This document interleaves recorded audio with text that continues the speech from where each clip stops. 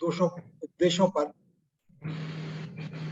उनकी दिव्य ध्वनि में आए हुए उपदेशों पर कुछ व्याख्यान सुनेंगे।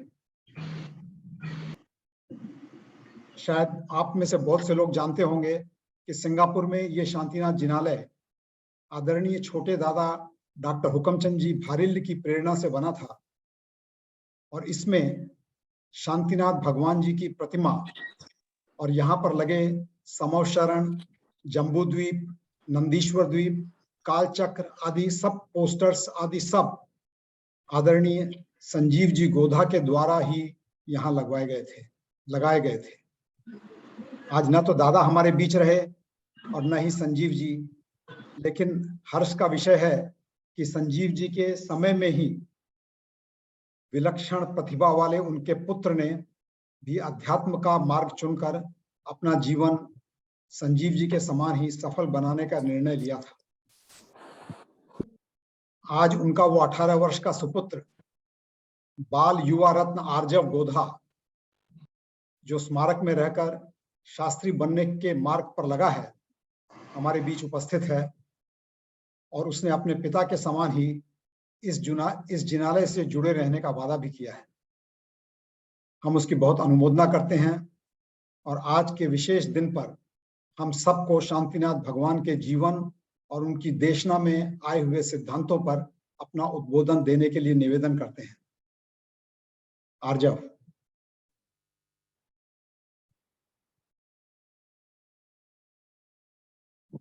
आर्जव है क्या आपने बीच में? जी आवाज आ रही है? हाँ जी आ रही। सभी को सादर जय जिनेन्द्र। मंगलाचरण के लिए हाथ जोड़ लें।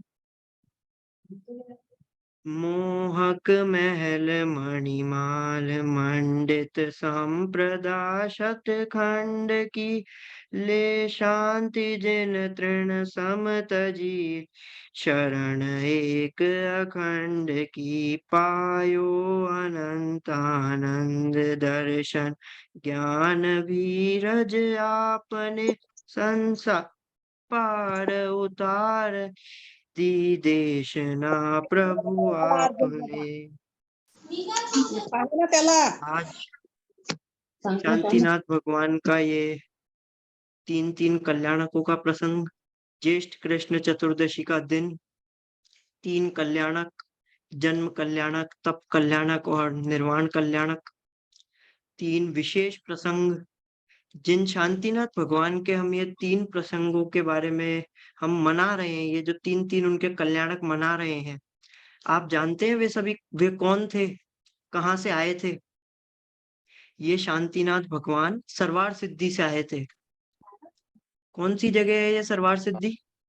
यह सरवार सिद्धि लोक के अग्रभाग में आती है और सरवार सिद्धि सिद्धशिला से मात्र 12 योजन नीचे है और संसार में सर्वोत्कृष्ट मानी जाती है, क्योंकि जिस प्रकार ये सिद्धशिला के निकट है, उसी प्रकार यहाँ के जो जीव, यहाँ पर जो रहने वाले, यहाँ पर जो जीव हैं, वे सभी सिद्ध पद के भी निकट हैं, क्योंकि वे सभी जीव एक भवअवतारी ही होते हैं। यहाँ से शांतिनाथ भगवान का जीव हस्तिनापुर के राजा विश्वसेन व रानी ऐरा देवी के यहाँ पर अवतरित हुआ। शांतिनाथ भगवान जो कि 3 पद के धारी भी थे। कौन से? तीर्थंकर, चक्रवर्ती व कामदेव। वे 16वें तीर्थंकर, 5वें चक्रवर्ती व 12वें कामदेव थे। कौन होते हैं तीर्थंकर? हम सभी ने बाल बोध में पढ़ा ही है। जो धर्म तीर्थ का उपदेश देते हैं, समव शरण आदि विभूति से युक्त होते हैं और जिनके तीर्थंकर नाम कर्म का महापुण्य का उदय होता है, वे तीर्थंकर होते हैं। चक्रवर्ती कौन होते हैं? कि जो 6 खंडों को जीतकर जो 6 खंडों का अधिपति होता है। कौन से? भरत क्षेत्र के 6 खंड, 5 मिलेच्छ, आर्य खंड, इन सब का जो राजा होता है वो चक्रवर्ती होता है। और कामदेव कौन होता है? जो तीनों लोकों में सबसे सुंदर, जो सबसे सुंदर होता है, पूरे ऊर्ध्व अधो मध्य तीनों लोकों में, वो कामदेव होता है। ऐसे इसमें नहीं आएगा क्या? 3 ऐसे 3 सर्वोत्कृष्ट पदों के धारी जो थे, वे पूर्व भवों में भी एक बार चक्रवर्ती और 2 बार तीर्थंकरों के पुत्र बन चुके हैं। पर वे कभी भी इन पदवियों के आगे अपना आसक्त नहीं हुए, कभी भी इन पदवियों में। वे मात्र अपने चैतन्य अतीन्द्रिय वैभव को ही अपना माना है, हमेशा उन्होंने, और अपने अंतर के आत्म वैभव की ही साधना की है, और उसी के मार्ग पर आगे बढ़ते रहे हैं। और हम सबको क्या है, हम सबको आजकल ऐसा लगता है कि छोटी सी भी कोई भी चीज मिल जाए और हम ऐसा अपने छाती चौड़े करके घूमते हैं, जैसे मेरे को यहाँ की जमीन मिल गई, डायरेक्टर बना दिया, सीईओ बना दिया, मैं ये हो गया, मैं इस कंपनी में ये हूँ, और अपन ऐसे जैसे तो मैं चौड़ा बाजार सकड़ा वाली बात हो जाती है कि भाई मैं ऐसा हूँ, मैं वैसा हूँ। सब लोग ऐसा सोचते हैं। अरे भाई, ये तो हमने अनंतों बार प्राप्त किए है। हमें तो उनके बताया गया जो मार्ग है उस पर चलकर निर्वाण की प्राप्ति करनी है, सिद्ध पद की प्राप्ति करनी है। ये सारी पदवियां तो अनंतों बार प्राप्त की है। समय सार का जो कलश है, 138वां जो कलश है, उसमें अमृत चंद्राचार्य ने लिखा भी है, अपद पद में मत नित अंधे जगत के प्राणियों, यह पद तुम्हारा पद नहीं, निज जान कर क्यों सो रहे। जागो इधर आओ रहो, नित मगन परमानंद में, हो परम पदमय तुम स्वयं हो चैतन्य में। क्या कह दिया कि तुम स्वयं चैतन्यमय हो। ये जो बाहर की चीजें हैं, ये सब फालतू की चीजें हैं, ये सब अपने इनमें राग उत्पन्न कराने वाली है, सिद्ध पद मोक्ष पद को प्राप्त निर्वाण प्राप्त कराने वाली नहीं है। इन सबको छोड़ो, इन सब के अंदर मत उलझो। अब बाहर में आप सभी जानते हैं, जैसे देखा होगा कि बाहर में कामदेव, चक्रवर्ती और तीर्थंकर, ये तीनों सर्वोत्कृष्ट है, इनकी सुंदरता जो है वो सर्वोत्कृष्ट है। लेकिन जिस प्रकार इनकी सुंदरता सर्वोत्कृष्ट है, उसी प्रकार इनका जो आत्म वैभव है वो भी सर्वोत्कृष्ट ही है। दोनों में ही ये ऊपर है, सबसे सर्वोत्कृष्ट है। पर आपने विचार किया कि कामदेव और तीर्थंकर, इन दोनों की सुंदरता में क्या अंतर है? कि कामदेव जो होते हैं वो तो दूसरों को राग उत्पन्न कराने वाले होते हैं, उनकी जो सौंदर्य होता है ना वो दूसरों को राग उत्पन्न कराने वाला होता है। और तीर्थंकर क्या जो सुंदरता होती है, तीर्थंकर जो होते हैं वो वैराग्य उत्पन्न कराने वाले होते हैं। तीर्थंकर जीवों को देखकर वैराग्य उत्पन्न होता है। कैसा था शांतिनाथ भगवान का शरीर? भक्तामर में आता है ना 12वां श्लोक, क्या लिखा है उसके अंदर? आता है सभी को? सब साथ में बोलिएगा। ये शांत राग रुचि भी परमाणु बेस्त्वम, निर्मापितस्त्रिभुवनैक ललाम भूत, तावन्त एव खलु ते प्रणवै पृथिव्याम, यते समानमपरम नहि रूपमस्ति। क्या कह दिया? जैसे परमाणु आपके थे वैसे और है ही नहीं, अन्य कहीं भी पाए ही नहीं जाते। जिन परमाणुओं से आपका शरीर बना है वो परमाणु और पूरे जगत में कहीं पर है ही नहीं, पाए ही नहीं जाते, वे मात्र उतने ही थे। ये विशेषता होती है इनकी। ऐसे ही तीर्थंकर और चक्रवर्ती, जब ये दोनों चीजें साथ में होती है ना, जैसे चक्रवर्ती ही जब तीर्थंकर बनने वाला हो, जब ये दोनों चीजें साथ में होंगी तो अनेक प्रकार की विचित्रताएं भी होती है। कैसी? जैसे जब चक्रवर्ती 6 खंड जीतने जब तीर्थंकर होते हैं, जैसे तीर्थंकर हैं, वो मात्र आर्य खंड में ही रहते हैं। बाकी के जो 5 म्लेच्छ खंड हैं उनमें नहीं जाते, वो मात्र आर्य खंड में ही रहते हैं। लेकिन जैसे चक्रवर्ती वो होने पहले चक्रवर्ती होंगे तो वो 6 खंडों को जीतने के लिए म्लेच्छ खंड में भी जाएंगे। तो ये शांतिनाथ भगवान चक्रवर्ती भी थे और तीर्थंकर भी होने वाले थे। तो ये आर्य खंड में तो रहे ही, साथ में 5 म्लेच्छ खंडों में भी गए। ये इनका एक विशेष बात होती है जो तीर्थंकर और चक्रवर्ती जो बनने वाले जीव सेम होते हैं। और भी अनेक विचित्रताएं होती हैं। कैसी? जैसे जो चक्रवर्ती होता है वो 6 खंडों को जीतने के बाद में वृषभाचल पर्वत पर जाकर अपना नाम लिखता है, आप सभी ने सुना ही है। लेकिन ये शांतिनाथ भगवान जो कि तीर्थंकर भी बनने वाले थे, तो इनका अतिशय ऐसा था कि ये जब वहां पर नाम लिखने गए ना वृषभाचल पर्वत पर 6 खंडों को जीतकर, तो वृषभाचल पर्वत के अग्रभाग में अपने आप ही जगह स्थान बन गया जहां पर ये नाम लिख सके। मतलब इनको नाम मिटाना नहीं पड़ा, ये अतिशय होता है। ऐसे अनेकों अतिशय होते हैं क्योंकि ये तीर्थंकर भी थे और चक्रवर्ती भी थे, कामदेव भी थे, 3-3 पदों के धारी थे। तो ऐसे अनेकों अतिशय होते हैं।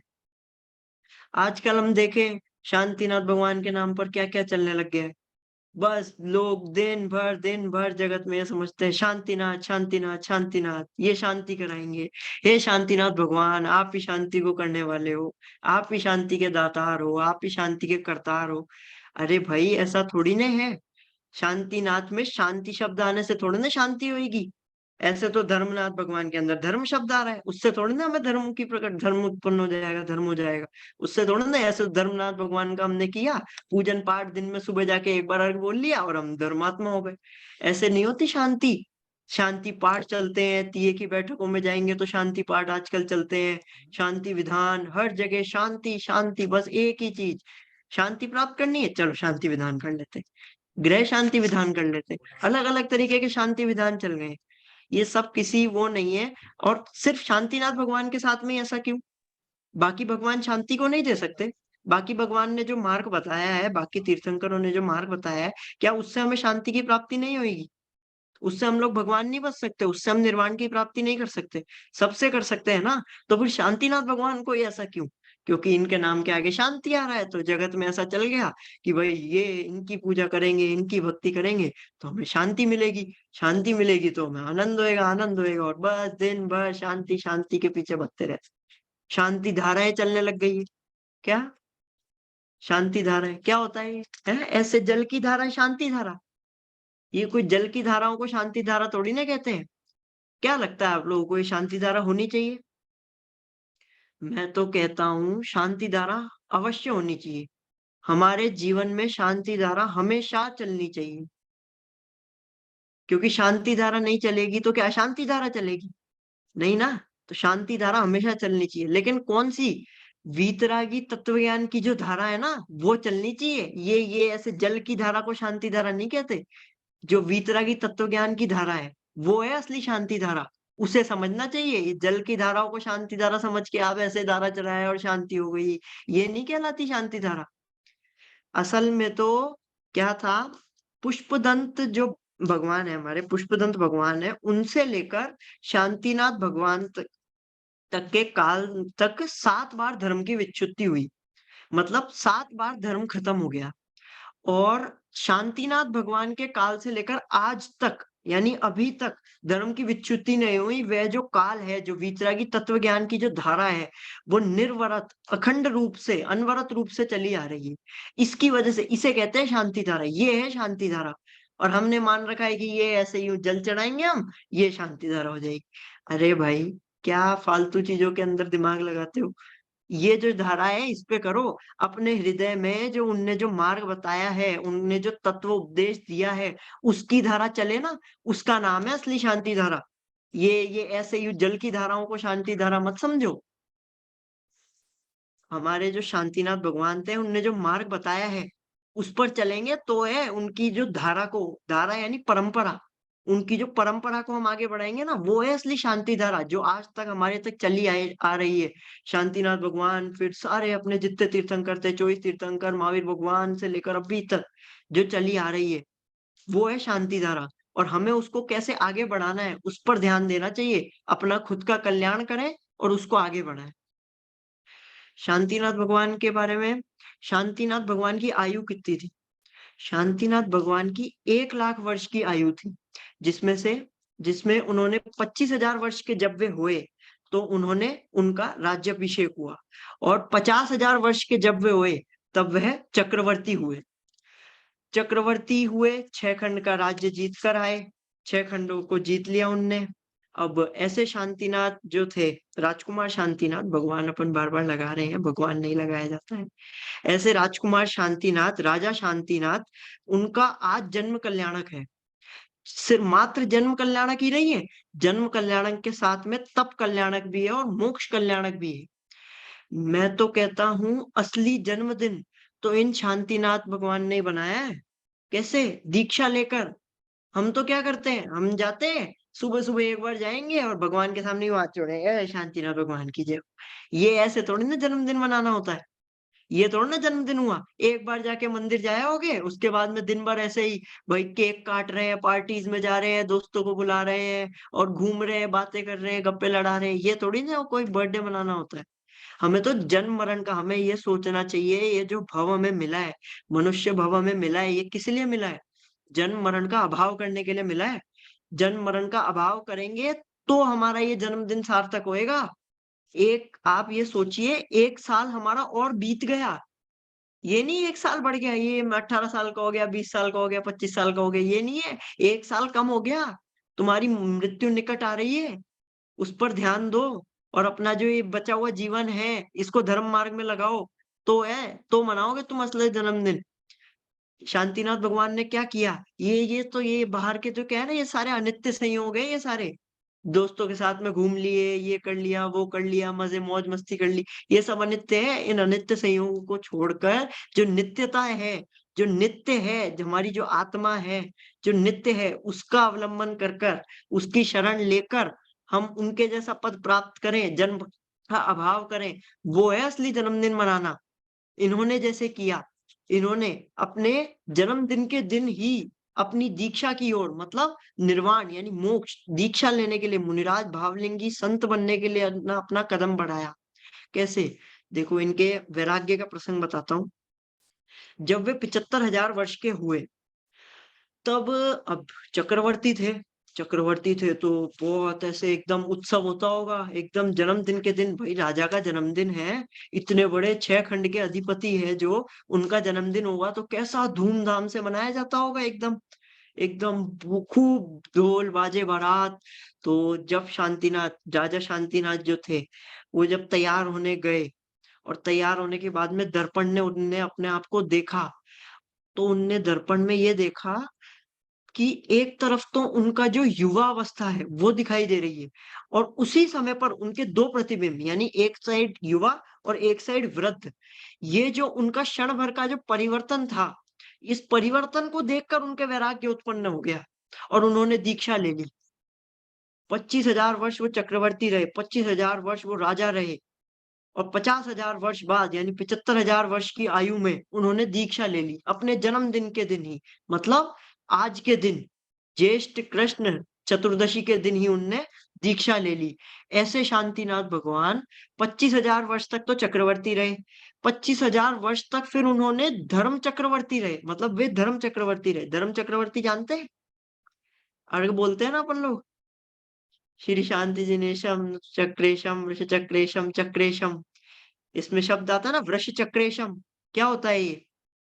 इसका अर्थ होता है धर्म चक्रवर्ती, यानी आप देखेंगे ना, जो धर्म का जो चक्र आगे चला रहे हैं, धर्म चक्रवर्ती मतलब तीर्थंकर, है ना वो। तो 25,000 तक ये 25,000 वर्ष तक ये तीर्थंकर रहे, मतलब इनका समूह शरण पूरे भारतवर्ष, पूरी दुनिया में, पूरे अपने आर्यखंड के अंदर चला, घूमा।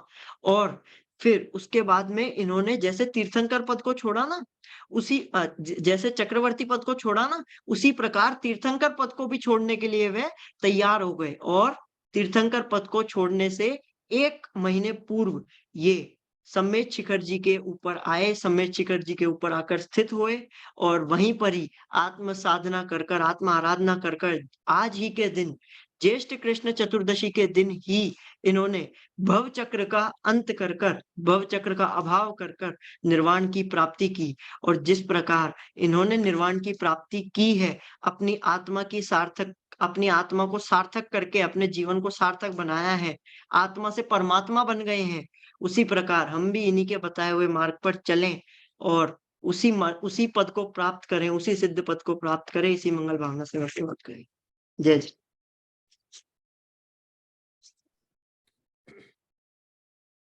जय जिंद्र, बहुत ही सुंदर।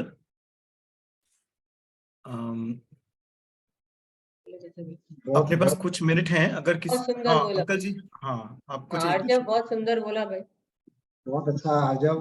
हाँ बहुत अल्प आयु के अंदर में तुम इतना धर्म के अंदर में इंटरेस्ट लेते हो, और तुम इतनी अल्प आयु के अंदर में तुमने सब संसार के सब चीजों को छोड़ करके तुम अपनी तरफ से धर्म के मार्ग में लग गए हो, संजीव जी के बताए हुए मार्ग पे लग रहे हो, जिस मार्ग को उन्होंने फॉलो किया उसको लगे हुए, बहुत गर्व की बात है। और तुम इसमें प्रोग्रेस करते रहो, हम सबकी यही भावना है। और जैसा मैंने पहले कहा कि हमारे जिनालय की स्थापना, सब कुछ जितनी भी कल्पना की गई सब संजीव जी के द्वारा की गई है। तो तुम हम लोगों के साथ में जुड़े रहो, और जब भी यहाँ पर अपना कोई प्रोग्राम हो, हर प्रोग्राम में हमारे साथ में जुड़ो, हम लोगों की यही भावना है। बहुत बहुत धन्यवाद हम लोगों के साथ में आने को। आज नयन कुछ बोलो। अंकल जी, मनीष बोल रहा हूँ। मुझे बहुत देर तक तो ऐसा लग रहा था जैसे संजीव जी प्रवचन दे रहे।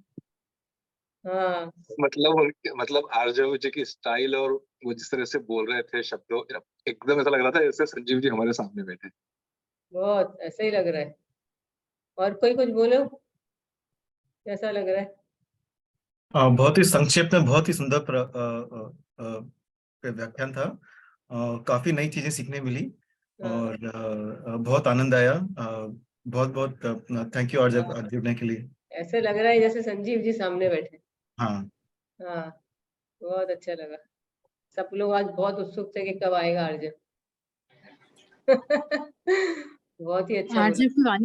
आरजव की वाणी सुनकर बिल्कुल संजीव भैया का एहसास होता है। और इनका सबसे बड़ा देन है जो इनकी मम्मी का है, जो इनको बचपन से हम लोग इनके से बहुत टाइम से कनेक्टेड है। आरजव जानते भी है, मैं जयपुर से हूँ और इनको बचपन से मैं जानती हूँ।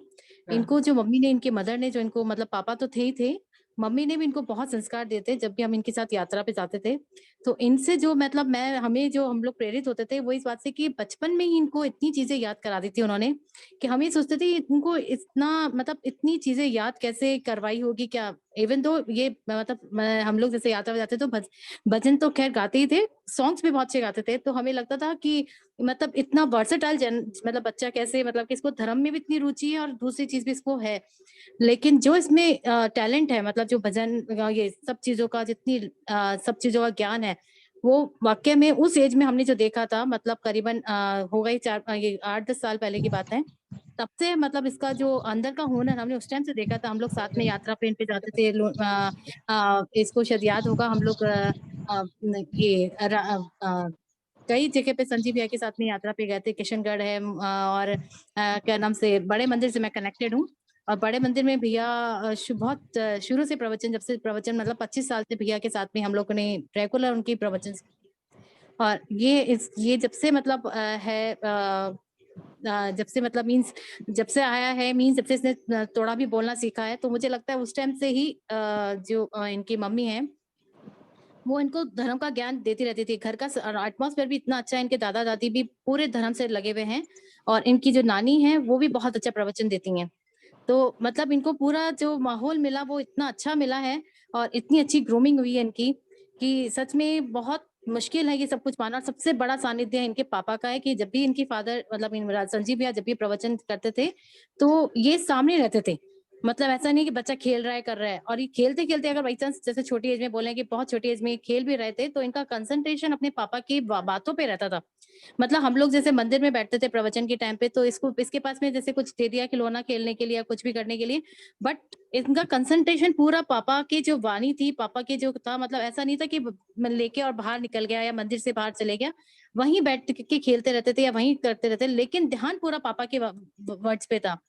मम्मी का इनका इतना था कि मैं पूछती थी कि भाई कैसे इतना सब चीजें याद कराई, तो पापा इनके ये बोलते थे कि मम्मी जो शाम के टाइम पे जो स्पेयर टाइम रहता था पूरे टाइम इसके साथ में लगकर इसको योग सार मतलब भक्तामर जितने भी मतलब जो है इनको सब कुछ रटवाया हुआ है, मतलब रटवाया मीन समझाया हुआ है, ये याद है इनको, कंठस्थ है इनको।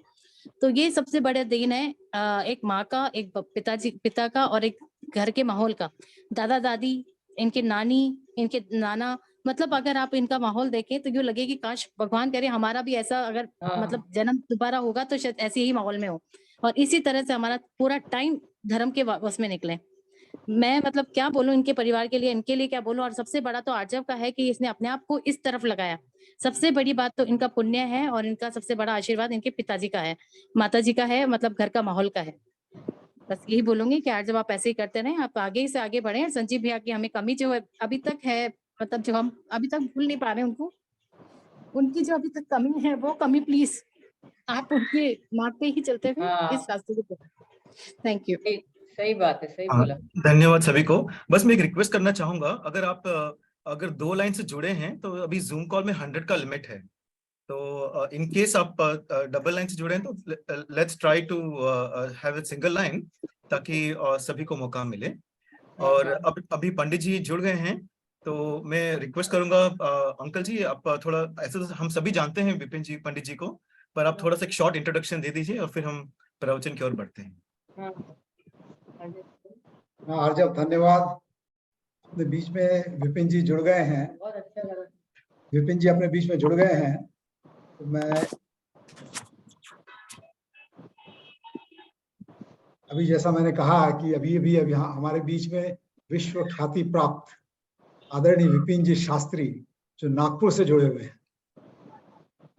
विपिन जी के बारे में सब लोग जानते होंगे, लेकिन फिर भी थोड़ी सी जो नहीं जानते हो उनको बताने के लिए, विपिन जी सतपथ फाउंडेशन की आधारशिला है।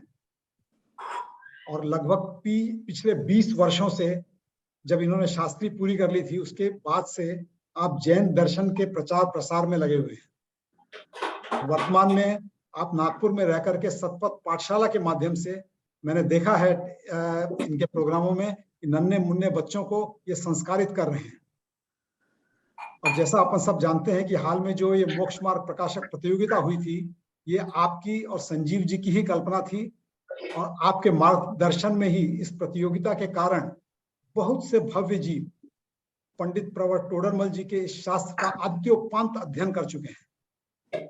और इस विधि से सबको अध्यात्म और मुक्ति के मार्ग में लगाने का श्रेय आपको और संजीव जी को ही जाता है। माने एक अद्भुत विधि थी कि जिससे ऑटोमेटिक सब कोई अध्यात्म से, धर्म से जुड़ गए। और हमको ये भी पता है कि आप आगे रत्नकरण श्रावकाचार्य पर भी ऐसी ही प्रतियोगिता की तैयारी कर रहे हैं, और इस माध्यम से हम सबको चरणान योग के सभी सिद्धांतों की भली भांति हम सब अवगत हो सकेंगे। हम सबको उस दिन का इंतजार रहेगा जब ये प्रश्नोत्तर की प्रतियोगिता आपके द्वारा शुरू की जाएगी। और हमने ये भी देखा है, पिछले वर्ष आपके साथ शिकागो शिविर में था मैं, और वहां मैंने देखा कि आप हिंदुस्तान में रहकर के प्रवचन और धर्म की प्रभावना का कार्य तो करते ही हैं, लेकिन जब आप विदेशों में रहते हैं, अमेरिका में जाना शिविर में, न्यू जर्सी में, शिकागो में, डलास में, इन विभिन्न स्थानों में रह करके भी आप धर्म प्रभावना के लिए जब वहां जाते हो, तब भी हिंदुस्तान में धर्म प्रभावना का कोई कार्य सफर नहीं करे, इसके लिए निरंतर हर जगह से धर्म प्रभावना में लगे हुए अपने साथियों को हिंदुस्तान में बराबर निर्देशन और उनका मार्गदर्शन करते रहते हैं। आप अपनी अत्यंत व्यस्तता के बावजूद भी आज के दिन आपने हम सबको संबोधित करने के अनुरोध को सरलता से स्वीकार किया। इसके लिए हम आपके बहुत बहुत आभारी हैं, और हम चाहते हैं कि आप आकर के हम लोगों को आज के दिन संबोधित करें। विपिन जी।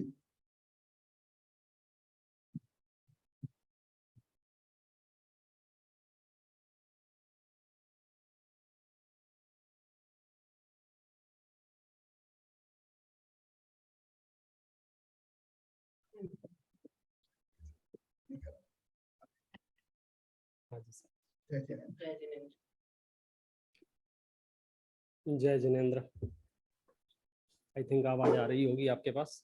हाँ जी।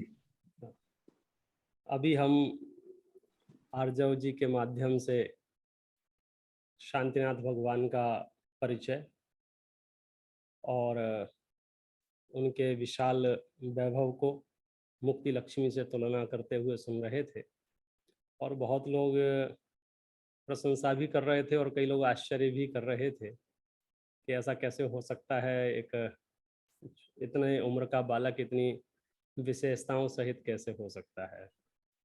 तो मैं तो इतना ही कहूँगा, सही टीके सही समय पर लग जाएं तो जीवन भर स्वस्थ रहा जा सकता है, और इनको सही टीके सही समय पर लगे हैं।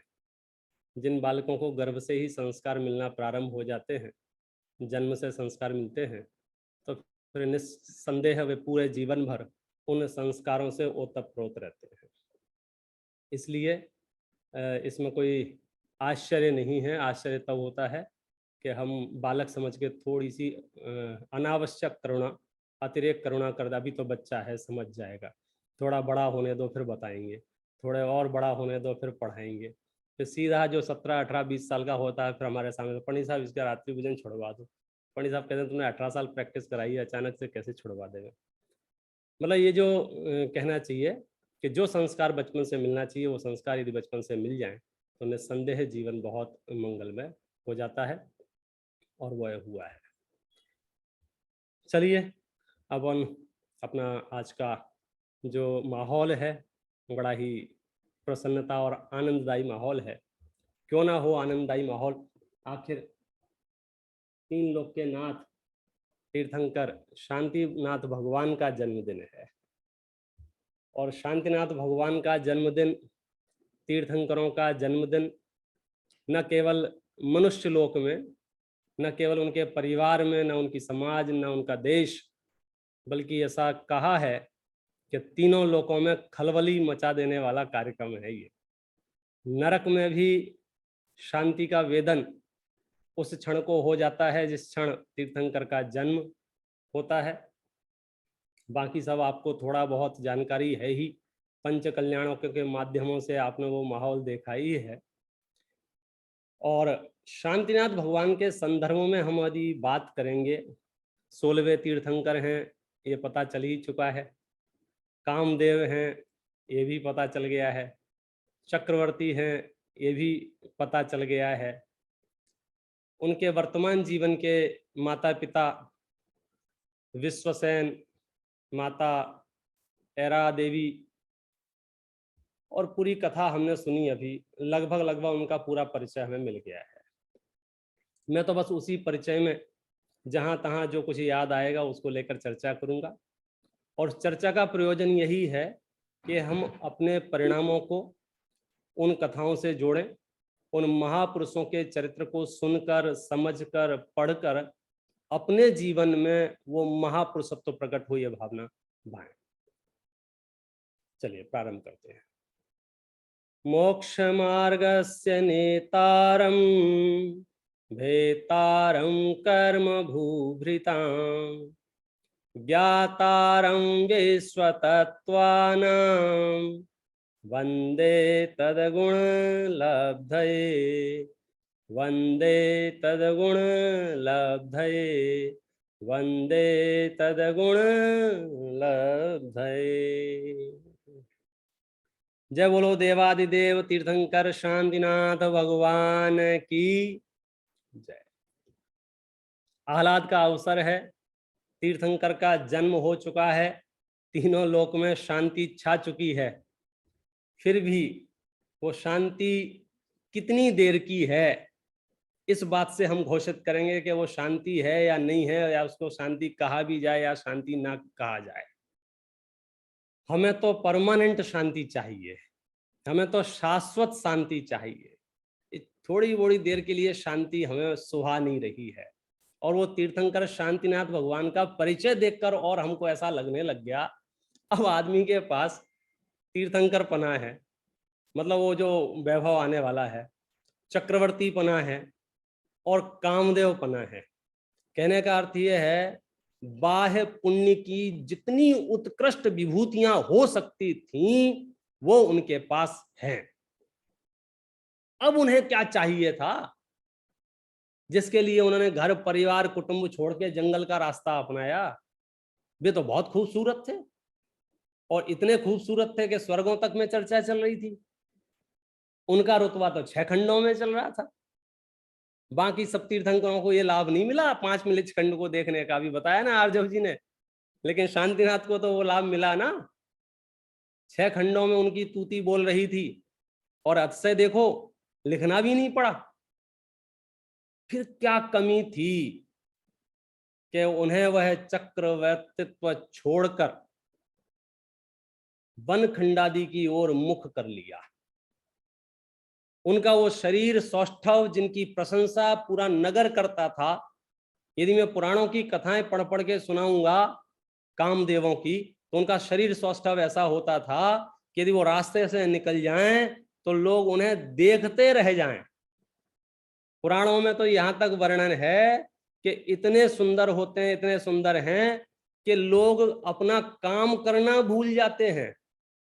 जो माता बहनें पानी भरने के लिए कुएं पे गई हैं और सामने से कामदेव निकल जाएं तो रस्सी वो मटकी के ऊपर लगा रही हैं कि बालक की गर्दन में फंसा रही हैं, भूल जाती हैं और अपने बालक को डुबो देवें।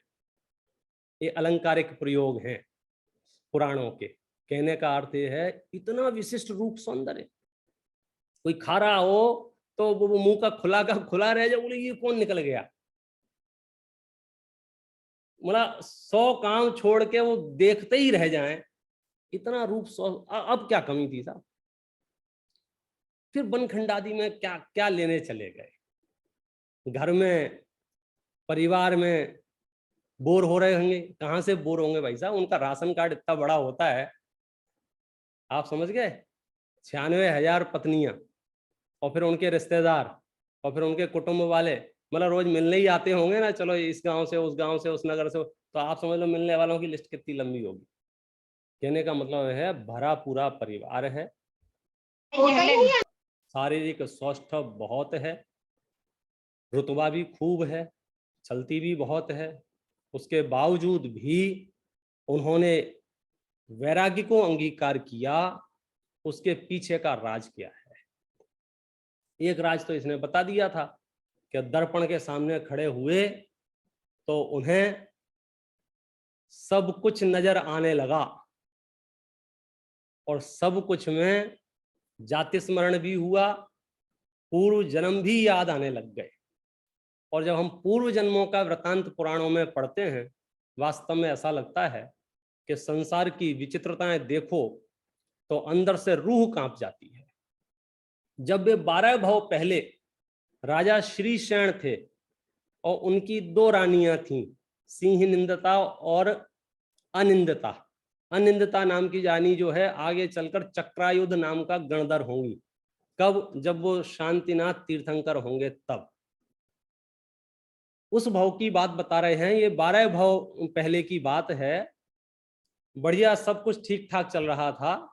वहां एक ब्राह्मण पुत्री थी सत्यभामा, उसकी शादी किसी कपिल नाम के ब्राह्मण से हो गई थी। शादी होने के बाद भेद खुला कि ये ब्राह्मण नहीं है, ये तो गड़बड़ मामला है इसका, तो उसको छोड़कर राजा श्रीसेन की शरण में आ गई थी और रानियों के साथ रहने लग गई थी। वहां राजा श्रीसेन के पुण्य के उदय से एक दिन मुनराज पधारे और उन्होंने उन मुनराजों को आहार दान दिया। और आहार दान दिया तो बाकी के जो एक सत्यभामा नाम की जो ब्राह्मण पुत्री थी उसने अनुमोदना की। अनिंदता वगैरह ये तो उनकी धर्म पत्नियां थी, उन्होंने तो बनाया और वो दान हुआ। एक बार ऐसा प्रसंग बना कि उसके जो पुत्र थे राजा श्रीसेन के, उन दोनों पुत्रों ने अपनी यहाँ जो दासियां थीं उनसे विवाह बनाने का मन बनाया और ये खबर समझो राजा तक पहुंच गई। राजा श्रीसेन और अनिंदता और इन्होंने देखा, अरे ये क्या हो गया, हमारे जैसा राजा और ये राजपुत्र दासियों के साथ विवाह करेंगे, ये शोभा की बात है, हमारी तो बेइज्जती हो जाएगी, लोक भाषा में हमारी तो नाक कट जाएगी, और क्या क्या शब्दों का प्रयोग हो सकता है आप समझ लो। तो उनसे कुछ सूझा नहीं और उन्होंने बाजार से विष मंगाया और विष खा लिया और जहर खा के दोनों मरण को प्राप्त हो गए। बहुत मार्मिक घटना है ये जीवन की। अब वो तो मरण करके चलेगा। यहाँ जब पुत्रों को पता चला क्या हुआ, बोले पिताजी माताजी दोनों नहीं रहे। कैसे नहीं रहे? जब रिसर्च हुआ और पोस्टमार्टम हुआ तो पता चला, किसी ने जानकारी दी, बोले तुम्हारे बारे में ऐसा समाचार सुन के वो जो है उनका देह परिवर्तन हो गया, उन्होंने आत्महत्या कर ली, सुसाइड कर लिया। बालकों को सुन के ये बड़ा वैराग्य का कारण बना। जगत की विचित्रता उनके सामने नजर आ गई। पूर्व जन्म का भी स्मरण करा दिया गया कि जिससे तुम आसक्त हो रहे हो वो तो तुम्हारे रिश्तेदार है। उनको इतना वैराग्य हुआ कि वे उसी क्षण जैनेश्वरी दीक्षा अंगीकार करके वनखंडादि में चले गए। ये कथा इसलिए सुनाई जा रही है, इस पूरे प्रकरण में देखने वाली बात यह है कि अब ये दोनों पुत्र जो जैनेश्वरी दीक्षा अंगीकार करके निकल गए, उनको उसी भाव से मोक्ष हो गया और उनके निमित्त से जिन्होंने जहर खाया था उनको अभी कितना समय लगने वाला है। तो एक बात तो ये है, कभी किसी और के निमित्त से जल्दबाजी में अपना अहित नहीं करना। ये शांतिनाथ भगवान के 12 भव पूर्व की कहानी है। ये राजा श्रीसेन थे। और दूसरी एक बात और इसमें गहरी है कि वो राजा श्रीसेन और अनिंदता ये दोनों मर के भोग भूमि में आर्य पुरुष हुए और उनकी दूसरी पत्नी सिंह नंदता और वो सत्यभामा जो ब्राह्मण पुत्री थी वो मर के उनकी धर्म पत्नी यानी आर्य स्त्री हुई। कहाँ? भोग भूमि में। मैंने कथा पढ़ी तो फिर ऐसा लगा ये क्या मामला हुआ, ये व्यक्ति तो जहर खाया था, विष भक्षण किया था, विष भक्षण माने आत्महत्या की थी, तो आत्महत्या करने वाला पुरुष भोग भूमि में कैसे उत्पन्न हो सकता है? तो जब उसकी रिसर्च हुई तो पता चला कि वो जो आहार दान आदि दिए थे ना उस समय वे आयु बंद कर चुके थे भोग भूमि का। माने दान आदि के प्रभाव से आत्महत्या करने वाले भी भोग भूमि में चले जाते हैं। मतलब अपना पूरा जीवन कितना निर्मल होना चाहिए ये इस कथा से प्रेरणा मिल रही है। दो चीजों की प्रेरणा इसमें खास मिल रही है। एक तो हम धर्म का कोई अवसर ना चूकें। पता नहीं हमारे जीवन का कौन सा कालखंड हमें किस तरह से प्रेरित कर जाएगा, किस तरह से शुभ प्रकृतियों से शुभ माहौल में ढल जाएंगे और आगे जाके उसका कितना लाभ हमें मिलेगा। विषम से विषम प्रसंग, अब बोले इससे ज्यादा घटिया प्रसंग और क्या बन सकता था कि उन्हें जहर खाना पड़ा, उसके बावजूद भी वे भोग भूमि में जाके रहे। भोग भूमि में रहे माने यहाँ से तो अच्छी व्यवस्था थी, यहाँ तो कर्म भूमि के राजा थे, वहां तो भोग भूमि है। अब उन्हें कमाना नहीं है, अब उन्हें घर परिवार की राशन का व्यवस्था नहीं करनी है, अब उन्हें लॉकडाउन का टेंशन नहीं है, उन्हें व्यापार की झंझट नहीं है। आराम से जो भी चीजें चाहिए, जो भी वस्तुएं चाहिए वे वहां से उपलब्ध हो जाती हैं कल्प वृक्षों से। भोग भूमि में चले गए। कहने का यह अर्थ यह है यदि आपका जीवन निर्मल है, देव पूजा, गुरु उपासना, स्वाध्याय, संयम, ताप, दान इन सब में लगा हुआ है और कदाचित कोई प्रसंग बाहर से गड़बड़ हो भी जाए तो ज्यादा परवाह करने की चिंता नहीं है। कमाया हुआ धन काम आता ही आता है। ऐसे ही परिणामों के फल हमें मिलते ही मिलते हैं। बिल्कुल नहीं घबराना चाहिए। और मैं तो कहता हूँ इस प्रसंग में बात चल ही रही है तो हमें बाहर की परिस्थितियां देख के तो कभी निर्णय नहीं करना चाहिए कि कौन कहाँ गया है। ये जो बाजार में सर्टिफिकेट बंटने लग जाते हैं ना फटाफट फटाफट, ये मृत्यु सुमृत्यु हुई है, ये मृत्यु कुमृत्यु हुई है, ये कुमरण हुआ है, ये सुमरण हुआ है। अब बचाओ राजा श्रीसेन का कुमरण छपाया जाए अखबारों में या सुमरण छपाया जाए? क्योंकि वीडियोग्राफी जब कराई गई तो क्या निकला उसमें कि तो विष भक्षण करके मरण को प्राप्त हो रहे हैं और मरने के बाद कहाँ गए वो? भोग भूमि में।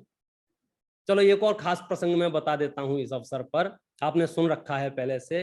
एक सेठ जी थे, भगवान के सामने बैठ के रोज सामायिक करते थे और उन्होंने अपने समय का निर्धारण कर लिया था कि ये दीपक जब तक जलेगा तब तक मैं सामायिक करूंगा। एक दिन विशेष प्रसंग बन गया। उनकी पत्नी ने सोचा कि ये दीपक बुझने जा रहा है और पंडित जी धर्म ध्यान कर रहे हैं तो डिस्टर्ब नहीं हो इन्हें, तो उसने उसमें पुनः तेल डाल दिया।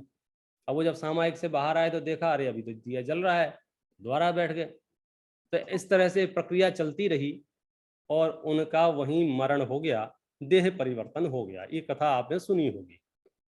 मर के कहाँ गए? त्रियंच गति के जीव मेढक बने। अब अगर उनकी शोक सभाएं हो रही होंगी और चर्चाएं हो रही होंगी तो बताओ लोग क्या चर्चाएं कर रहे होंगे? सब ये कह रहे होंगे गारंटी से सेठ जी तो स्वर्ग ही गए हैं। क्यों क्यों स्वर्ग गए हैं? अब इससे बढ़िया जगह मृत्यु की क्या हो सकती है? तीन लोग के नाथ सामने बैठे हुए हैं। अच्छा स्वयं भी वहां ऐसा नहीं मंदिर में सो रहे हैं, स्वयं भी सामायिक मुद्रा में हैं, हाथ पे हाथ रखे पाए गए हैं। जब हम उनसे मिलने गए वो शरीर तो नीचे पड़ा हुआ था लेकिन उनकी मुद्रा बता रही थी कि जीव सामायिक में बैठा था। पतला सामायिक जैसी परिस्थिति है, सामने देव हैं, जिन मंदिर जैसा स्थान है, तो भी मरने के बाद कहां पहुंच गए? त्रेंच गति में।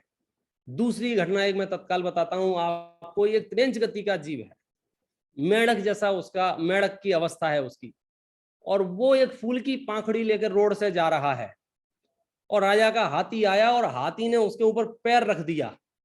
जब मेढक जैसे जीव के ऊपर हाथी पैर रखेगा तो सोच सकते हो आप कैसी परिस्थिति बनेगी। मतलब उसकी स्थिति कितनी दर्दनाक होगी। आंखें बाहर आ गई, आंतें बाहर आ गई, शरीर एकदम कचूमर, क्या कहें उसको, दृश्य देखते ना बने। एक दृश्य बहुत सुहावना लग रहा है, मंदिर जैसा पवित्र स्थान है, भगवान सामने बैठे हैं और मरण हो गया सेठ जी का। दूसरा स्थान है, डामर की रोड है, हाथी का पैर है, शरीर के चिथड़े चिथड़े उड़ गए हैं, पहचान में भी नहीं आ रहा है ये कौन है ये। अब आपकी दृष्टि से बताओ कौन सा सुमरण है और कौन सा कुमरण है, किसके साथ अच्छा हुआ और किसके साथ बुरा हुआ। हम बहुत जल्दबाजी में निर्णय कर लेते हैं। अभी समझो मेरा एक्सीडेंट हो गया, मर जा रहे यार, वो तो बेकार हो गया, उनकी जीवन तो बेकार गया। क्यों? हमारे दिमाग में बाह्य प्रवृत्तियों की इतने ज्यादा आग्रह है, आकर्षण है कि ऐसी ही परिस्थिति होनी चाहिए, और वो परिस्थिति हमारे हाथ में नहीं है। वो परिस्थिति किसके हाथ में है? वो तुम्हारी डायरी का पन्ना खोल के देखना पड़ेगा कि तुमने क्या बांध रखा है। तुमने जो बांध रखा है वैसी परिस्थिति बाहर में बन जाएगी। और मैं ये कहना चाह रहा हूं, बाहर की कैसी भी परिस्थिति हो, तुम्हारा बंध और तुम्हारा मोक्ष सराग वीतराग परिणामों से है, परिस्थितियों से नहीं है। 12 भाव के बाद जब वो अगले 11वां जो भाव था उनका वो भोग भूमि का भाव है, और 10वां भाव जो है वो उनका स्वधर्म इंद्र का है। स्वधर्म स्वर्ग में वो इंद्र बन गए थे, और वो सब तीनों जीव जो हैं वो साथ साथ में उनकी यात्रा चलती रहेगी, उनकी गाड़ी आगे बढ़ती रहेगी। और क्रम क्रम से जो उनका 9वां भाव है वो अमित तेज नाम के विद्याधर बन गए। 8वें भाव में वो आनत नाम के स्वर्ग में गए। 7वें भाव में अपराजित बलभद्र और अनंतवीर वासुदेव बने। 6वें भाव में अच्युत स्वर्ग में इंद्र हुए। 5वें भाव में वज्रायुध नाम के चक्रवर्ती हुए। 4थे भाव में ग्रेवयक में अहमिंद्र हुए। अभी देखो आप, ये तो सिर्फ 10-12 भाव सुना रहे हैं। यदि सच्ची में समूह शरण में आप फुर्सत से बैठ जाएं तो इनके असंख्यात भाव भी सुनाए जा सकते हैं। और किसी की स्टोरी सुनाना या उनके भावों को सुनाना, इसका एक बड़ा पर्पज ये है कि हम अपने आप को बहुत सीमित काल का मान रहे हैं। ऐसा लगता है ना 10-20 साल की जिंदगी है, 150 साल की जिंदगी है। भैया 150 साल की जिंदगी नहीं है। ये जीव अनादि काल से संसार में परिभ्रमण कर रहा है। यदि मामला ठीक नहीं हुआ तो आगे अनंत काल तक परिभ्रमण करता रहेगा। सामान्य जीवों की तो छोड़ो, ये जो बाद में महापुरुष बने हैं और ये जो महापुरुष बन गए हैं, हमारा मुद्दा इतना सा ही है कि ये महापुरुष बन कैसे गए। क्योंकि कुछ काल पहले तो हम और आप एक जैसे इनकी तरह घूम रहे थे। शांतिनाथ भगवान जो शांतिनाथ बने हैं, उसके पीछे क्या काम है, उसके पीछे कौन सा यंत्र काम करता है, कौन सा तंत्र काम करता है, कौन सा मंत्र काम करता है, वो खोजना पड़ेगा। जब अपने मंगलाचरण किया था ना मोक्ष मार्ग से नेतारम, के मोक्ष मार्ग के जो नेता हैं उनकी बात हम कर रहे हैं। तो शांतिनाथ भगवान कौन है कि ये मोक्ष मार्ग के नेता हैं। जबरदस्त मंगलाचरण है ये। और कौन है ये? कर्म पर्वतों के भेदता हैं। और कौन है ये? विश्व तत्वों के ज्ञाता हैं। तो मैं इनके पास क्यों आया हूं? वंदे तदगुण लब्धये, उनके गुणों की प्राप्ति करने के लिए, उनके जैसा बनने के लिए। एक बात धीरे से आर्जव जी ने भी बताई थी कि भैया तुम लोग शांति शांति शांति शांति ढूंढते रहते हो, उनसे शांति मिलेगी या नहीं मिलेगी। मैं थोड़ी सी ये बात बताऊंगा जो टोडरमल जी साहब ने बताई है। 2 अलग अलग धाराएं हैं। एक तो शांति शब्द का अर्थ क्या करते हो, पहले तो ये बता दो। तो जगत के जीव जो शांति शब्द का अर्थ करते हैं, बढ़िया व्यापार चढ़े, मैं निरोगी रहूं, शरीर में कोई रोग उत्पन्न ना हो, परिवार मेरे अनुकूल बना रहे, समाज में मेरी वाहवाही होती रहे, धनाढ्य रहूं, मतलब इन सब को भी एक सुख शांति का नाम दिया गया है। और हम जिस सुख शांति की बात कर रहे हैं वो चैतन्य की संपदा है, चैतन्य में से उत्पन्न होने वाली चीज है, वो पराधीन नहीं है, वो स्वाधीन है। हम उस शांति की बात कर रहे हैं। तो हमें ये बताओ कि भगवान शांतिनाथ की शरण में आने से हमें कौन सी शांति मिलेगी? तो जवाब है कि तुम्हें दोनों शांति मिलेंगी। दोनों। अरे क्या समझ रहे हो भाई साहब, ये 3 लोक के नाथ तीर्थंकर हैं, इनके पास आप 5 मिनट भी ठहर जाओगे भद्र परिणामों से, आपकी दुनिया पलट जाएगी, कायाकल्प हो जाएगी। आप दुकान की बात कर रहे हो, ऐसा पुण्य का उदय आएगा कि दुकान का शटर ही नहीं खोलना पड़ेगा और नोटों के ढेर लगे होंगे। आप क्या समझ रहे हो? आप शरीर के निरोग की बात कर रहे हो, ऐसे स्थानों पे जाके जन्म हो जाएगा जहां जैसे भोग भूमि में चले गए राजा श्रीसेन, अब वहां क्या करना पड़ रहा है उनको? कुछ नहीं, नहाने की झंझट नहीं है, वहां शॉपिंग नहीं कर रही है कौन से साबुन से नहाऊं, मैल निकलेगा कि नहीं निकलेगा, क्यों? सिस्टम ही नहीं है, पसीने ही नहीं आता है उनके शरीर से भोग भूमि में, वह दिक्कत ही नहीं है उस जाति की। क्यों क्यों पहुंच गया भोग भूमि मालूम है? वर्तमान योग की स्टाइल से समझना, वो जो 10-15-20 मिनट 1 आध घंटा उन्हें आहार दान दिए थे ना, क्या बात कर रहे हो, 1 घंटे के आहार दान में और इतने वर्षों की भोग भूमि, बोलो सौदा सस्ता है कि महंगा है? लेकिन हम यहाँ 2 कदम आगे की बात करेंगे, कौन सी? कि यदि आपको लौकिक कामनाओं की परवाह है, चिंता है, अपेक्षा है, इच्छा है, तो कहेंगे ज्यादा टेंशन मत लो, ये 3 लोक के नाथ जिनेंद्र परमात्मा हैं, इनके निकटवर्ती रहोगे तो ये लौकिक सुख सामर्थ्य तो यूं ही मिल जाएगी मुफ्त में। असली बात तो ये है कि शांतिनाथ भगवान ने जो अतीन्द्रिय सुख उत्पन्न किया है उसकी विधि पूछो उनसे। ये मत पूछो कि तुम चक्रवर्ती कैसे बन गए, ये मत पूछो उनसे कि कामदेव कैसे बन गए, क्योंकि हमने शमशान घाट में देखा जाके, राख से अंतर नहीं कर पा रहे थे ये कामदेव की है या किसी लंगड़े लूले बहरे अंधे की है। आप समझ गए ना मैं क्या कहना चाह रहा हूं? मुद्दा तो ये है कि उस चैतन्य की प्राप्ति कैसे हो कि अनंत काल के लिए निश्चिंत हुआ जा सके। वो विधि कहाँ मिलेगी, वो उपाय कहाँ मिलेगा? वो यहां मिलेगा। इसमें सावधानी क्या रखनी है कि पंडित जी ये बढ़िया बता दिया आपने, शांतिनाथ भगवान से हमारे दोनों काम हो जाएंगे, तब मोक्ष वोक्ष तो हम बाद में देखेंगे, तुम पहले वाला काम बताओ कि सुनो ऐसी भावना रखने वालों के काम नहीं होंगे। यार गजब करते हो, 1 मिनट पहले कहते हो कि शांतिनाथ भगवान के पास 5 मिनट में हम खड़े हो जाएंगे, स्वर्ग मिल जाएगा, भोग भूमि मिल जाएगी, पैसा बढ़ जाएगा, स्वस्थ हो जाओगे, और दूसरे मिनट क्या कह रहे हो? यदि ऐसी भावना से जाओगे तो एक भी चीज नहीं मिलेगी। देखो सारा नियत का खेल है, परिणामों में भद्रता हो तो विश्व विभूति तुम्हारे चरणों में पड़ी मिलेगी, और परिणामों में वक्रता हो तो भिखारी भी अपनी चवन्नी उठा के रख लेगा, कहीं तुम उठा नहीं लो उसकी। सारा खेल तमाशा जो है नियति का है।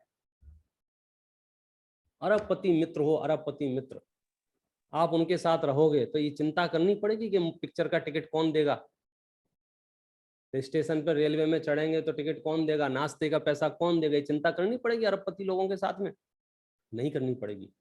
लेकिन इस नियत से कि नाश्ते का पैसा ये अरबपति दे देवे, टिकट का पैसा अरबपति दे देवे, इस नियत से मैं उसकी संगति करूंगा तो वो दूसरे दिन भगा देगा, ये आदमी गलत है, ये मुझसे मित्रता नहीं करता है, मेरे पैसे से मित्रता करता है। तो तीर्थंकर परमात्मा के चरणों में जाओ तो लौकिक कामनाओं से तो बिल्कुल मत जाना। और हमारे यहाँ तो हर भजन में, हर स्तुति में, हर स्तोत्र में डिस्क्लेमर के रूप में 2-2, 3-3, 4-4 पंक्तियां जरूर लिखी होंगी जिसमें यह कहा गया होगा कि भगवान हम यहाँ इस काम से नहीं आए हैं। जांचू नहीं सुरवास पुन नरराज परजन साथ जी, पूरी स्तुति हो गई और स्तुति के बाद में धीरे से बोल दिया, क्या बोल दिया कि महाराज हमने जो आपकी भक्ति की है, स्तुति की है, वो इसलिए नहीं की है कि हमें स्वर्ग चाहिए हो, हमें मनुष्यों में बड़ा बनना हो, हमें धन चाहिए हो, मैं तो बस मोक्ष मार्ग में विचरण करना चाहता हूँ। एक नहीं सर्वत्र आप, जग के दुख की तो परवाह नहीं है, स्वर्ग सुख की भी चाह नहीं है। ये क्या है? डिस्क्लेमर है और क्या है? क्योंकि गलत फहमी हो गई तो हमें कुछ का कुछ मिल जाएगा। हम उनमें से नहीं हैं जिनको तुम त्यागे तुच्छ जान, वे उन्हें मानते हैं महान। हम तो आपकी अंतर्दृष्टि को देख रहे हैं कि आप जिसे देख रहे हो उसे ही मैं देखूं। थोड़ा सा श्रम लगेगा। उपयोग को सूक्ष्म करके यदि हम विचार करेंगे तो सच में ये पाना बहुत कठिन नहीं है। और ये मैं इस दावे से इसलिए कह रहा हूं कि आप देख लो ना, ये शांतिनाथ भगवान आज जो शांतिनाथ हैं, 2 दिन पहले क्या थे, 4 दिन पहले क्या थे, 8 दिन पहले क्या थे, 100 साल पहले क्या थे, 1000 साल पहले क्या, आप विचार करो उनकी उस अवस्था से। एक बार अंदर में जाके जब भी भगवान के दर्शन करने जाओ ना, और अब तो शांतिनाथ भगवान के जहां भी शांतिनाथ मिल जाए आपको, तो उनसे एक बार पूछ जरूर लेना, भगवान ये बताओ आपने ऐसा क्या किया कि आप यहां बैठ गए, किस विधि कीने करम चकचूर। अच्छा, ये प्रश्न क्यों उत्पन्न हो रहा है मालूम है? मैं आपको सच्ची घटना बताऊं। सच्ची घटना ये है कि एक विद्यार्थी था जो 10वीं कक्षा में मेरे साथ पढ़ता था, और वो होशियार बिल्कुल नहीं था पढ़ने में, नंबर भी समझो पीछे से ही आता था। ऐसा लगता नहीं था जीवन में कभी कुछ ये बहुत बड़ा आजीविका का साधन, बहुत बड़ी नौकरी कुछ कर पाएगा। लेकिन एक दिन हुआ ये कि जब मैं अमेरिका एयरपोर्ट पर उतरा तो वहाँ इमिग्रेशन पे गया, तो वहाँ कस्टम विभाग में ऑफिसर बन के वो बैठा हुआ था।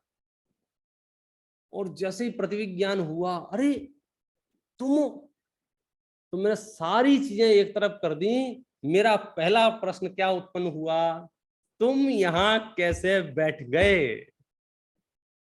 तुम्हारे तो स्कूल आने के ठिकाने नहीं थे। बोला हमारी जिज्ञासा के एक बड़ा कारण ये था कि हम और तुम एक ही जगह रहते थे, एक ही मोहल्ले में पढ़ते थे, और ऐसे ही जीवन सामान्य था, तुम इतने बड़े ऑफिसर कैसे बन गए?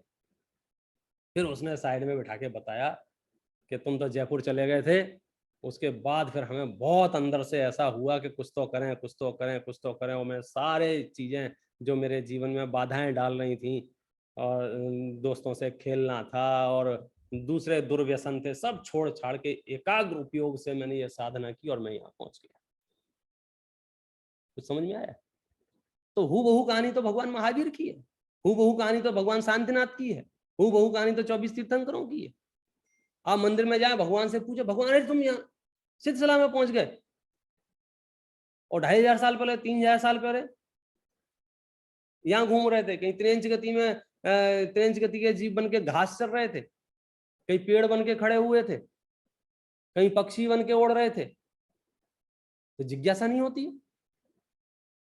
साथी सारे जगे मैं न जागा, एक एक करके सब मोक्ष में जाते जा रहे हैं, मोक्ष में जाते जा रहे हैं, और हम यहाँ के यही हैं। शांतिनाथ भगवान प्रेरणा देने आए हैं, 3 लोक का कल्याण करने के लिए आए हैं। हजारों हजार जीव इनसे सम्यक दर्शन प्राप्त करेंगे, हजारों हजार जीव इनके निमित्त से मोक्ष मार्ग में लगेंगे, हजारों हजार जीव अनंत अनंत काल के लिए कर्मों का नाश कर देंगे। सुनो, हजारों हजार की छोड़ो, तुम अपनी बताओ, तुम हजारों हजार में हमारा नंबर है क्या नहीं है? जैसे बाजार में चलता है ना, डॉक्टर के पास जाते हैं तो एक डॉक्टर बोला ये जो बीमारी है ना, ये लाखों में से एक होती है। मुश्किल ये है कि अगर लाख में से एक हम ही हुए तो, आप समझे ना? तो ऐसे अभी पॉजिटिविटी में आ जाओ कि साहब, और इतनी जीव राशि में से 608 जाते हैं। मुद्दे की बात यह है उन 608 में हमारा नंबर है क्या नहीं है। नहीं तो पता चला है हम जाने वालों के गीत गाते रहेंगे और हम यहीं रह जाएं, ऐसा नहीं हो जाए। तो क्या करें कि सत्य वस्तु के स्वरूप को समझ करके हमें अपने निज चैतन्य के कल्याण के रास्ते खोजने होंगे। और वो रास्ते कहाँ से मिलेंगे कि अभी तक के जो शांतिनाथ चल रहे थे, ये तो सांसारिक अवस्थाओं के चल रहे थे। आज के ही दिन जब वो 75,000 वर्ष पूरे हो गए, अब आप सोचो हमारी जिंदगी कितनी है? 100 साल की। 100 भी गारंटी नहीं है, एवरेज कम ही हो गया ना, 70-80 रह गया है। और 70-80 तक भी कितने पहुंच पाते हैं, ये अलग विषय है। हमें 10-20 साल, 150 साल, ऐसी बड़ी भारी जिंदगी का सवाल है। अब कैसे कटेगी? अभी तो 40 ही साल निकले हैं। अभी तो आप समझे यहाँ क्या कह रहे हैं, 25,000 वर्ष तो बचपन में निकल गए। कितने? 25,000 वर्ष। किसमें? बाल्यकाल में, खेलने खाने में ही। और 50,000 वर्ष निकल गए किसमें? इस राजा को यहाँ शिफ्ट करो, इस ऑफिसर को यहाँ शिफ्ट करो, घर परिवार दुकान मकान रुपया पैसा सोना चांदी में, और 75वां बर्थडे मनाई जा रही थी। ये समझ लो 75,000 हो गए ना, और कांच के सामने खड़े हुए। अब यहां से मोक्ष मार्ग प्रारंभ होता है कि जब इतने बड़े जीव को वैराग्य आया, बड़े माने बाहर से बड़े, वैभव से, प्रतिष्ठा से, पद से वैराग्य आया, तो वैराग्य आने के बाद जो उन्होंने मार्ग चुना वो क्या चुना और उसमें उन्होंने क्या किया, ये बात बहुत गहराई से समझने जैसी है। हमारी सारी ऊर्जा वहां खर्च हो रही है, पता है कहां? जहां हम कुछ नहीं कर सकते हैं, और जहां हम कुछ कर सकते हैं वहां हम 1 मिनट का समय नहीं दे पा रहे हैं। हम अपनी परिस्थितियों में कुछ नहीं कर सकते हैं, वहां हम अपना 100% झोंक रहे हैं, जैसे हो परिस्थिति बदल जाए। कोई हमसे कह दे कि नंगे पैर गरम रोड पे चल के 10 किलोमीटर चलना होगा, हाँ चले जाएंगे। कोई कहेगा लेट लेट के जाना होगा, हाँ चले जाएंगे। कोई कहेगा शरीर को पीटो पीट देंगे, कोई कहेगा भूखे रहो भूखे रहेंगे, कोई कहेगा प्यासे रहो प्यासे रहेंगे, कोई कहेगा बाल मुड़ा दो बाल मुड़ा। तुम जो बोलो सो करने को तैयार हैं। किसके लिए? मेरी परिस्थिति बदल जाए। और मोक्ष मार्ग एक सूत्रीय कार्यक्रम है। यहाँ परिस्थिति की तो बात भी नहीं करना, यहाँ सिर्फ मनस्थिति की बात करना, क्योंकि परिस्थिति बदलना ये हमारे हाथ में अभी हाल तो नहीं है, जो है वो फिर लंबी है। आज हम अपने परिणाम बदलेंगे, कल उनसे फिर कर्म बंधेंगे, फिर उनसे निकलेंगे। हमारी सारी झंझट कहाँ है पता है? परिस्थितियों के मामले में तो मैं सिर्फ इतना से बात कहता हूं कि हम सब पूरे विश्व के जितने भी प्राणी हैं वे सब के सब एक डब्बा पार्टी से ज्यादा कुछ नहीं कर रहे हैं। अशोक जी भाई साहब, सुना है डब्बा पार्टी क्या होती है? ये मैं तो सिंगापुर वालों से शायद पहली दूसरी बार ही मिल रहा हूँगा, और भी कहीं के अलग अलग जगह से दिख रहे हैं। ये तो सिंगापुर वालों का कार्यक्रम का लाभ अमेरिका वाले भी उठा रहे हैं, इनके डब्बे में भी है ये, और भारत वाले भी। इसको कहते हैं ग्लोबलाइजेशन। चलो अपन एक काम करते हैं, यहाँ जितने भी अपने कैंडिडेट हैं उन सबके लिए एक ऑफर है। क्या? कल शाम को 5 बजे हम और आप सब मिलकर के एक डब्बा पार्टी का आयोजन करते हैं, और सिंपल नियम है, कोई एक दूसरे की माथा पच्ची नहीं करनी, कोई सर पे भार नहीं रखना है, अपने अपने घर से डब्बा लेके आना है, बस हम और आप मिल बैठ के खाएंगे। शाम के 5 बज गए और सबने डब्बा खोलना शुरू किया, और जब डब्बा खोलना शुरू किया तो क्या हुआ? मेरी नजर गई, किसी के डब्बे में से रसगुल्ले निकल रहे हैं, किसी के डब्बे में से इमरती निकल रही है, किसी में बालूशाही निकल रही है, आरजव के डब्बे में से डोसा निकल रहा है, पांडे जी के डब्बे में से खाखड़ा फाफड़ा निकल रहा है। आप समझ रहे हो ना? और मैंने अपना डब्बा खोला तो उसमें से भूसा निकला, तो मेरा माथा खराब हो गया, और मैंने जोर से चिल्ला के सबको, कोई खाना नहीं खाएगा, पहले ये बताओ मेरे डब्बे में भूसा क्यों निकला? बोला साहब क्या जवाब है इसका? क्या उत्तर है इसका? सब मन ही मन में कह रहा, बोल कुछ नहीं रहा है। क्यों? बोले इतने बड़े पंडित से कौन माथा मरेगा, कुछ बोलेंगे कुछ जवाब दे देगा, तो कोई अंदर बोल कुछ नहीं रहा, लेकिन अंदर ही पंडित जी पागल हो गए हो क्या? हमसे क्यों पूछ रहे हो भूसा क्यों निकला? तुम खुद विचार करो ना क्यों निकला। मामला सबको समझ में आ गया ना क्या चल रहा है? हमारा टेंशन क्या है? मेरे साथ ही ऐसा क्यों, मेरे डब्बे में ही भूसा क्यों निकला? तो क्या जवाब है? पंडित जी तुम जानो, तुम्हारा डब्बा जाने, तुमने इसमें भूसा भरा होगा घर से निकलते समय, इसलिए यहाँ भूसा निकला है। अच्छा, मेरी समस्या सिर्फ इतनी नहीं थी मेरे में भूसा निकला, मैं नाराज इससे 4 गुना इसलिए हूं कि इनके में से रसगुल्ला क्यों निकला, इनके में से इमरती क्यों निकली, इसके में से डोसा क्यों निकला, इसमें बालूशाही क्यों निकली, इसमें चावल क्यों निकले? आप बोलो क्या जवाब है? इसके पास मर्सिडीज क्यों है, इसके पास टेस्ला क्यों है, इसके पास 3 मंजिल का मकान क्यों है, इसके पास 2 मंजिल का मकान क्यों है, इसके पास कपड़े क्यों है, इसके... अरे जिसके डब्बे में से रसगुल्ला निकला है वो ऐसे ही नहीं निकला है, वो सुबह 4 बजे उठा था, दाल पीसी थी, मुझे नहीं पता काय के बनते हैं, जो जिसके बनते हैं उसको पीसा था, फिर गर्म किया था, नहीं कोई रेसिपी सीख के दाल पीस के रसगुल्ले बनाएगा तो मर जाएगा बेचारा। आप समझ गए? उसके पीछे की जो मेहनत है तब तो जाके इमरती निकली है ना। तब तो जाके वो रसगुल्ला बालूशाही निकली है ना, तब तो जाके वो पुलाव निकले हैं। मतलब जिसके डब्बे में से जो निकल रहा है उसके पीछे उसकी अपनी मेहनत है कि नहीं है। यदि मैं अपने डब्बे में रसगुल्ला निकालना चाहता हूं, जिसका सरलतम उपाय क्या है? बाकी लोग सब मेरे ऊपर कृपा करें, बाकी सब लोग आशीर्वाद देवें, नारा, कुछ लेना देना नहीं है। आज की वर्तमान की जो भी परिस्थिति है वो सबके अपने अपने डब्बा पार्टी से ज्यादा कुछ नहीं है। हाथ धो के निकल लेंगे यहाँ से, किसी का किसी से कोई लेना देना नहीं, मुफ्त में चढ़ रहे हैं एक दूसरे से, तुम्हारी शकल कैसी क्यों, हमारी ऐसी क्यों, कुछ नहीं। जिसके डब्बे में जो भरा है वो निकल रहा है। ये कह के मैं ये कहना चाहता हूं कि जो बड़े बड़े महापुरुष हुए हैं उन्होंने भी अपने जीवन में सिर्फ धैर्य और समता जो आया है वो अंतर से आई है, बाहर से नहीं आई है। रामचंद्र जी तो बहुत बड़े आदमी थे ना, मर्यादा पुरुषोत्तम थे, इतनी मोटी मोटी किताबें लिखी हैं इन पे, और लगभग लगभग पूरा देश इनको मान रहा है। जय श्री राम, मर्यादा पुरुषोत्तम। आप समझो, एक दिन पहले राज्याभिषेक होना था, अगले दिन बहिष्कार लेटर मिल गया। अब बताओ, मैं आपको पॉइंट देना चाहता हूँ, टिप देना चाहता हूँ, ये राम जी में 8 कर्मों का नाश करने का सामर्थ्य तो है, लेकिन परिवार को समझाने का सामर्थ्य नहीं है।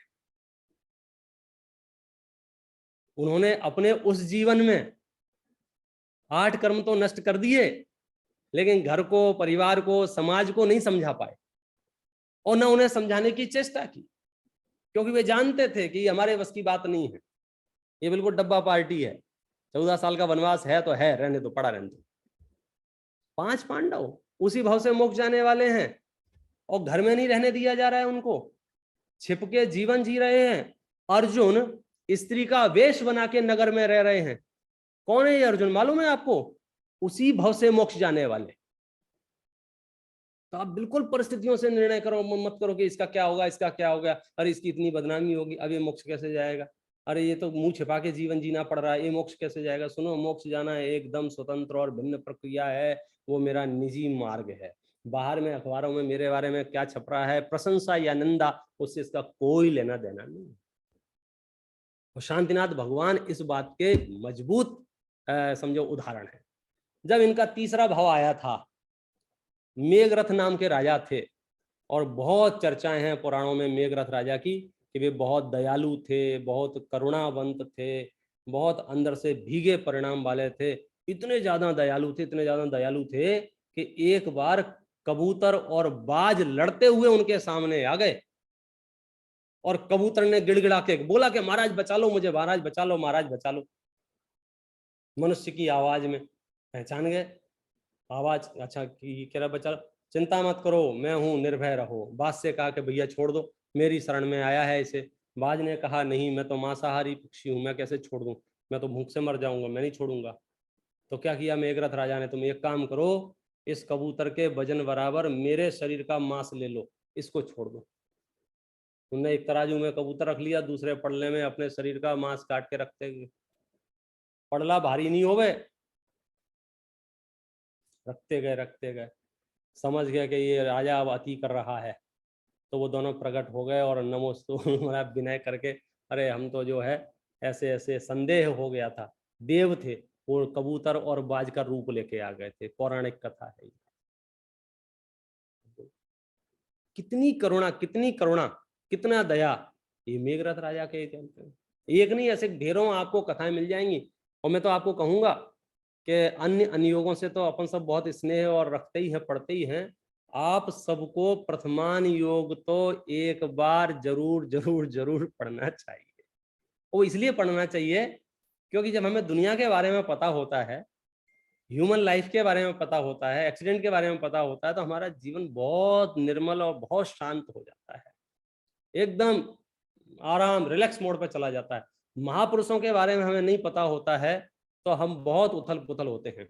जब से मुझे ये पता चला है कि ये तो अंबानी के साथ भी हो सकता है, जब से मुझे पता है तो समझो मोदी जी के साथ भी हो सकता है, ये तो राहुल, मतलब बड़े बड़े लोग जिन परिस्थितियों का सामना कर रहे हैं, अगर वही परिस्थिति मेरे सामने बनी हो तो मेरी आकुलता एकदम जीरो। क्यों भाई, 14 दिन तक जब प्रधानमंत्री घर से बाहर नहीं निकल पा रहा है तो मैं नेतागिरी क्यों बताऊं बैठो आराम से, मतलब अब वो तो सब कुछ है ना।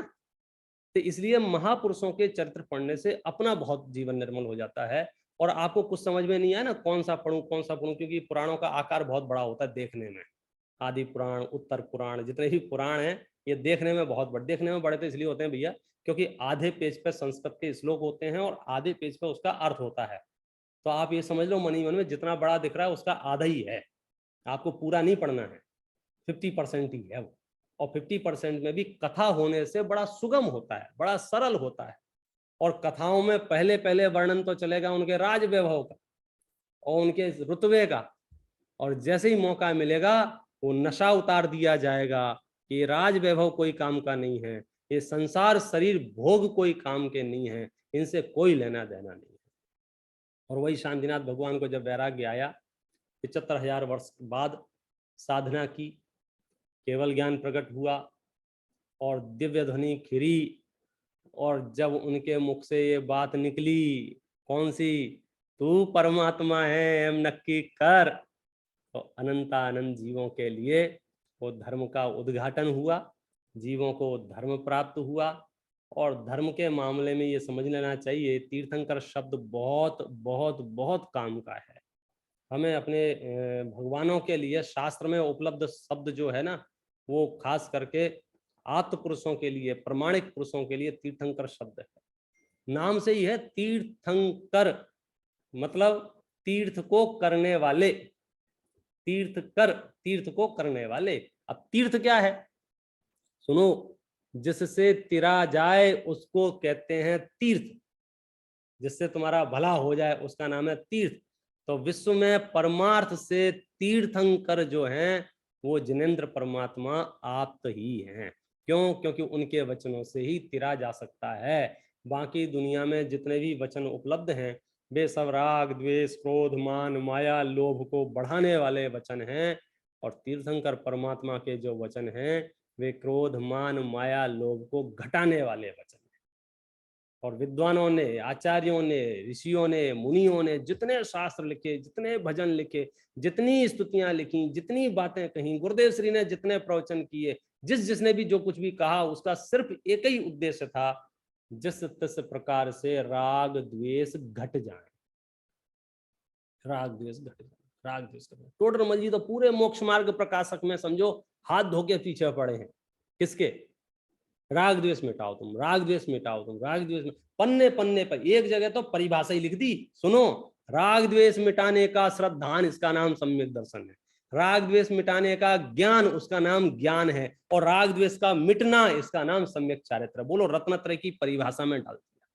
और जब इसका सूक्ष्म विवेचन करते हैं तो एक पन्ने पे मुझे लिखा मिला, आप लोग बैठे हो इसलिए याद दिला रहा हूं, तीर्थंकर की वाणी में कितना सूक्ष्म विवेचन आता होगा जब विद्वान इतना लिखते हैं कि हम राग द्वेष के इतने अभ्यस्त हो गए हैं कि कभी कभी तो भेद विज्ञान करते करते ऐसी भाषा बोलने लग जाते हैं, परद्रव्य बुरे हैं, आत्मा भली है। टोडरमल जी साहब कहते हैं ऐसा राग द्वेष भी हमें नहीं चाहिए। निश्चयाभासी के प्रकरण में है ये, सुबह चल रहा है, अभी तो व्यवहाराभासी शुरू हो गया। टोडरमल जी कितनी बारीक बात कर रहे हैं। पहले तो बात कर रहे थे मनुष्यों से राग द्वेष मत करो, फिर कह रहे हैं वस्तुओं से राग द्वेष मत करो, चीजों से राग द्वेष मत करो। और जब क्या कह रहे हैं कि हमने इतना सारा पढ़ाई लिखाई की, आत्मा को जाना, परद्रव्यों को जाना, और धीरे धीरे से हमने क्या कहना शुरू कर दिया, अरे यार परद्रव्य बहुत बुरे हैं और आत्मा भली है। तो भाई साहब तुम तो ये तो तुम राग द्वेष हो गया कि नहीं हो गया। और साथ में ये भी लिख रहे हैं कि जिनकी भूमिका निचली है, जिनके अभ्यास कमजोर हैं, वो ऐसा भाषा बोलते हैं। लेकिन अभिप्राय रखना, वीतराग वीतराग वीतराग वीतराग वीतराग, जहां तहां वीतरागता का ही पोषण करना। इसलिए जैन पुराणों में जहां तहां वीतरागता का पोषण ही किया गया है। और यदि हम बंदे तद्गुण बोल रहे थे ना आपने, मैं आपको इसको समापन की ओर ले जाता हूँ पूरे विषय को, जिसकी हम भावना भा रहे थे, बंदे तद्गुण लब्धये, बंदे तद्गुण लब्धये।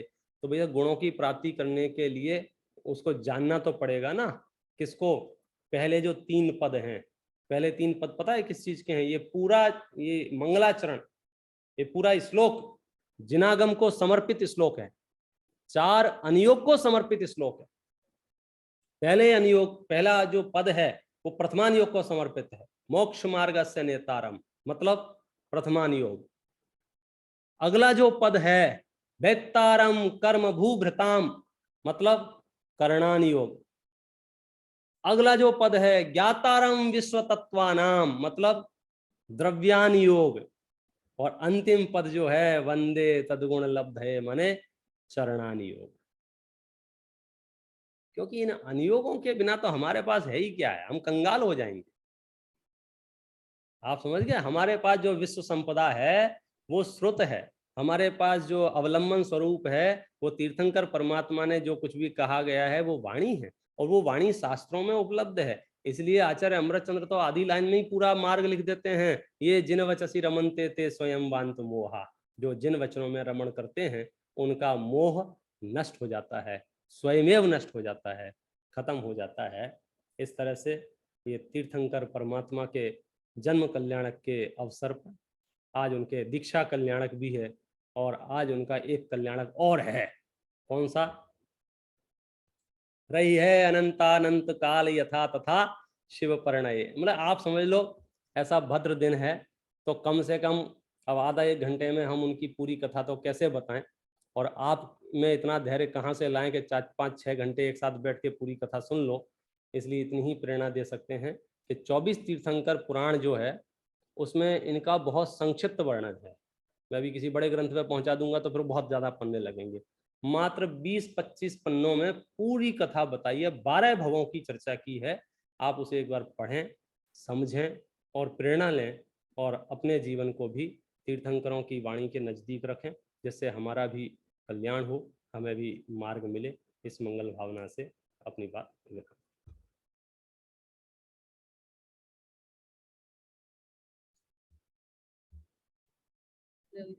धन्यवाद देवी जी, बहुत जबरदस्त। मैं तो आज आपका इस मंच पर, जैसा आपने सही देखा कि सिंगापुर से लोग जुड़े ही हैं, लेकिन साथ में इंडिया से, अमेरिका से और दूसरी जगहों से भी सब कोई जुड़े हुए हैं।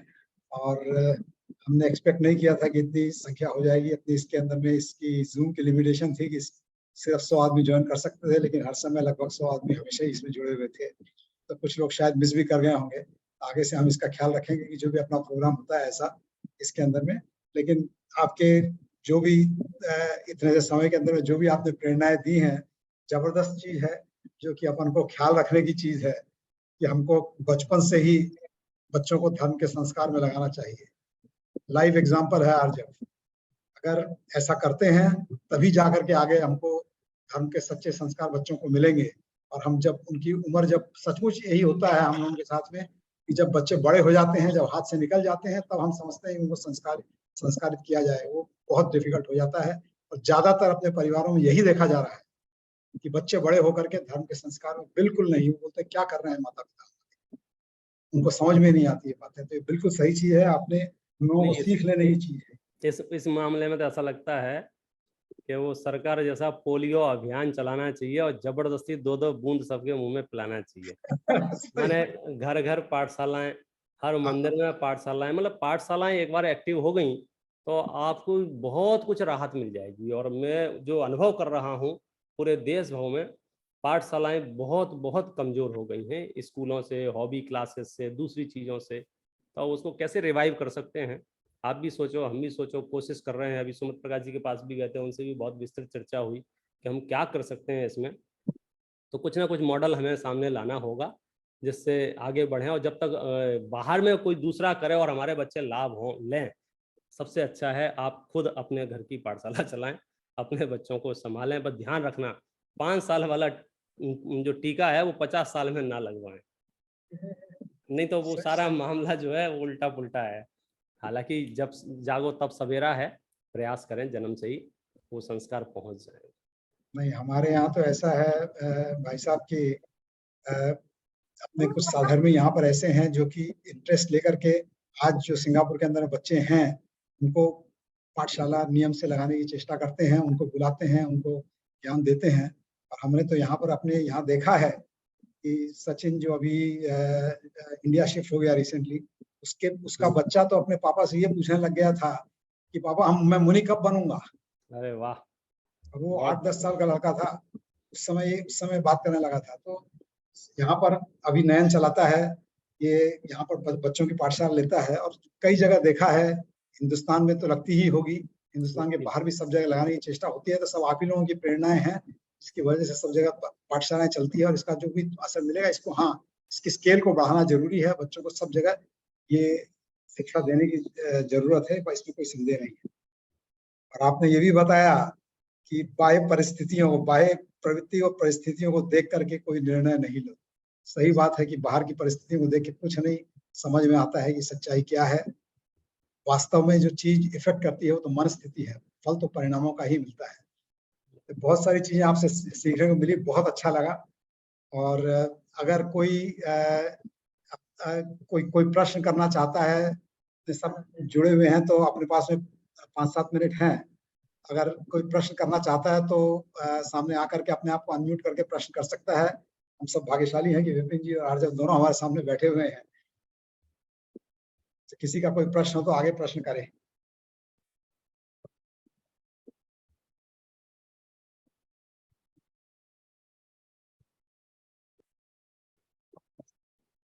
प्रथमान योग में प्रश्न कम होते हैं क्योंकि कथाएं होती हैं, सरल होता है विषय, अंतर चिंतन ज्यादा होता है कि मैं कैसे इसको फॉलो करूं। विषय समझने की दृष्टि से थोड़ी कठिन है, अब तो हिम्मत करके संकल्प लेने वाली बात है। सही बात है, सही बात है। आप लोगों की प्रेरणा मिलती रहे, यही चाहिए। और हमारा निवेदन है कि जब भी आपको रिक्वेस्ट करें, आप आइए। हम लोगों को संजीव जी तो हमारे साथ में जुड़े हुए थे ही, आप जानते भी हो कि बहुत नजदीक से जुड़े हुए थे, और आप भी अब जुड़ो तो इससे हम लोगों का जो मार्गदर्शन आज तक मिलता रहा है वो आगे भी चलता रहे, जिससे हम लोग भी अपने इस जीवन को सफल कर सकें। यही हमारी विनती है आप लोगों से। और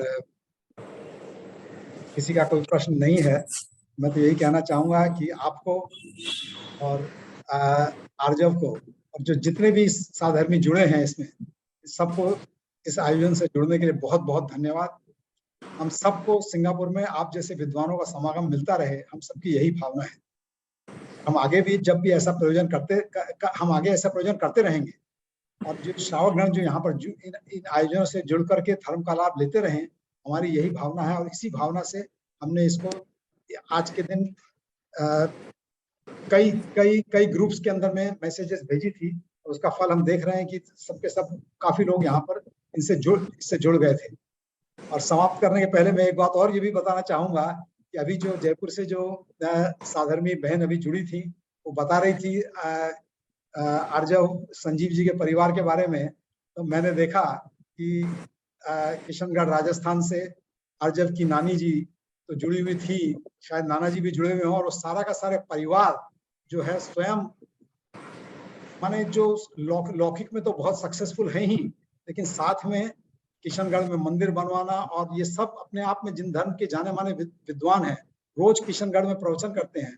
और जब के नाना जी करते हैं, मेरे को पता है कि नानी जी भी करते हैं। मेरा कभी उनसे डायरेक्ट कभी संपर्क नहीं हुआ, लेकिन हाँ मैं जानता हूँ कि ये सब प्रवचन करते हैं, और इसी का ये फल देखने को मिलता है कि सारा परिवार धर्म से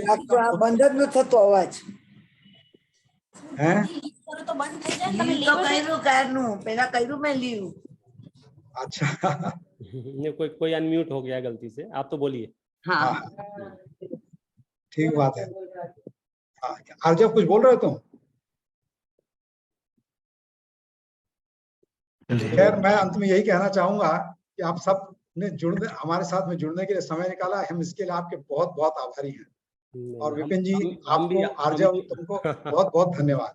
नहीं, हम भी आभारी हैं कि आपने ये प्रसंग बनाया। इस बहाने से हमें भी पन्ने पलटने का अवसर मिला कि चलो देखें तो भाई सच बात तो यह है, इस काल में ये सत्संगति ही हमें सद्ज्ञान की ओर प्रेरित कर सकती है, सद्व्यवहार की ओर प्रेरित कर सकती है। क्योंकि विरले लोग हैं जो ऐसा माहौल बना के चर्चाएं हों, वार्ताएं हों। कम से कम हमारा आज का इतना समय तो समझो स्वाध्याय में या श्रुत के परिचय में या महापुरुषों के चर्चाओं में निकला, अन्यथा क्या कर रहे होते हैं उन सब। एक रिक्वेस्ट और करना चाहूंगी। मेरा एक प्रश्न है। हाँ जी। हाँ जय जिनेन्द्र, मैं मध्य प्रदेश नर्मदापुरम से बोल रही हूँ। हाँ जी। हेलो। हाँ जी। हाँ मेरी आवाज आ रही है आपको? आ रही है। हाँ जी। जय जिनेन्द्र, मेरा पूछना ये है कि आज जो पंडित जी प्रवचन हुए तो क्या उसकी रिकॉर्डिंग हम बाद में भी सुन सकते हैं क्या उसको? नयन, हाँ, रिकॉर्डिंग तो है। हाँ। आपका मतलब आज आपका के जो इनके प्रवचन है वो हम बाद में भी सुनना चाहें तो उसके लिए हाँ कोई है क्या कुछ? मिल जाएंगे, यूट्यूब चैनल पे आपको बाद में अपलोड हो जाएंगे, मिल हाँ जाएंगे। मतलब कौन सा यूट्यूब चैनल? जो भी है हाँ। समझो 2 चैनल पे तो मिल ही जाएगा आपको, डॉक्टर संजीव जी गोधा और विपिन जैन शास्त्री। और बाकी रिकॉर्डिंग जहाँ जैसा संभव होगा, सिंगापुर का कोई चैनल होगा तो वहाँ आ जाएगा, हाँ जहाँ तहाँ इतने आपको अच्छे प्रवचन थे, मैं चाह रही थी कि मैं सबको सुनाऊं, मेरे तो आंखों से आंसू झरने लगे। बहुत अच्छा लगा। आपका नंबर मैसेज कर दीजिए, मैं आपको फिर अलग से भी सेंड कर देता हूँ रिकॉर्डिंग।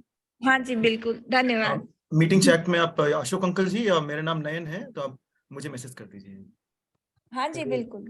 यही एक नयन है humble जो अपनी request पाठशाला है। चलाता है, पंडित जी साहब। नयन पाठशाला चलाता है यहाँ पर, और यहाँ के सारी Yes, बागडोर इसी ने संभाल रखी है।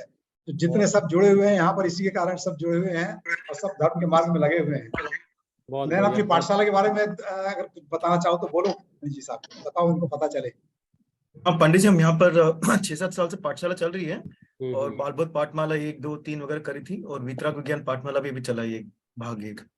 बहुत बढ़िया। तो हाँ नहीं, विदेशों की पाठशालाएं तो सब बहुत सक्रिय हैं। सभी जगह देखो, आज हम और आप जितने भी लोग हैं कहीं ना कहीं किसी न किसी पाठशाला से ही पढ़े हुए हैं, और आप जो कार्य कर रहे हैं बहुत उत्तम काम है। और मैं तो कहूँगा, अभी सब लोग सुन ही रहे हैं, तो जो रत्नकर्ण श्रावकाचार्य के ऊपर जो प्रश्न मंच होने वाला है, आप लोग मानसिक रूप से तैयार रहें। उसकी लिंक आ चुकी है, आप उसमें एनरोलमेंट करा लेंगे। 1 आध महीने बाद बुकलेट भी आपको मिल जाएगी, और जुलाई से समझो जुलाई मंथ एंड्स के बाद अगस्त से पूरे देश में और पूरे विदेश में एक माहौल क्रिएट होगा रत्नकर्ण श्रावकाचार्य के स्वाध्याय का, जैसा अपने मोक्ष मार्ग प्रकाशक का किया था सतपथ प्रश्न मंच के माध्यम से।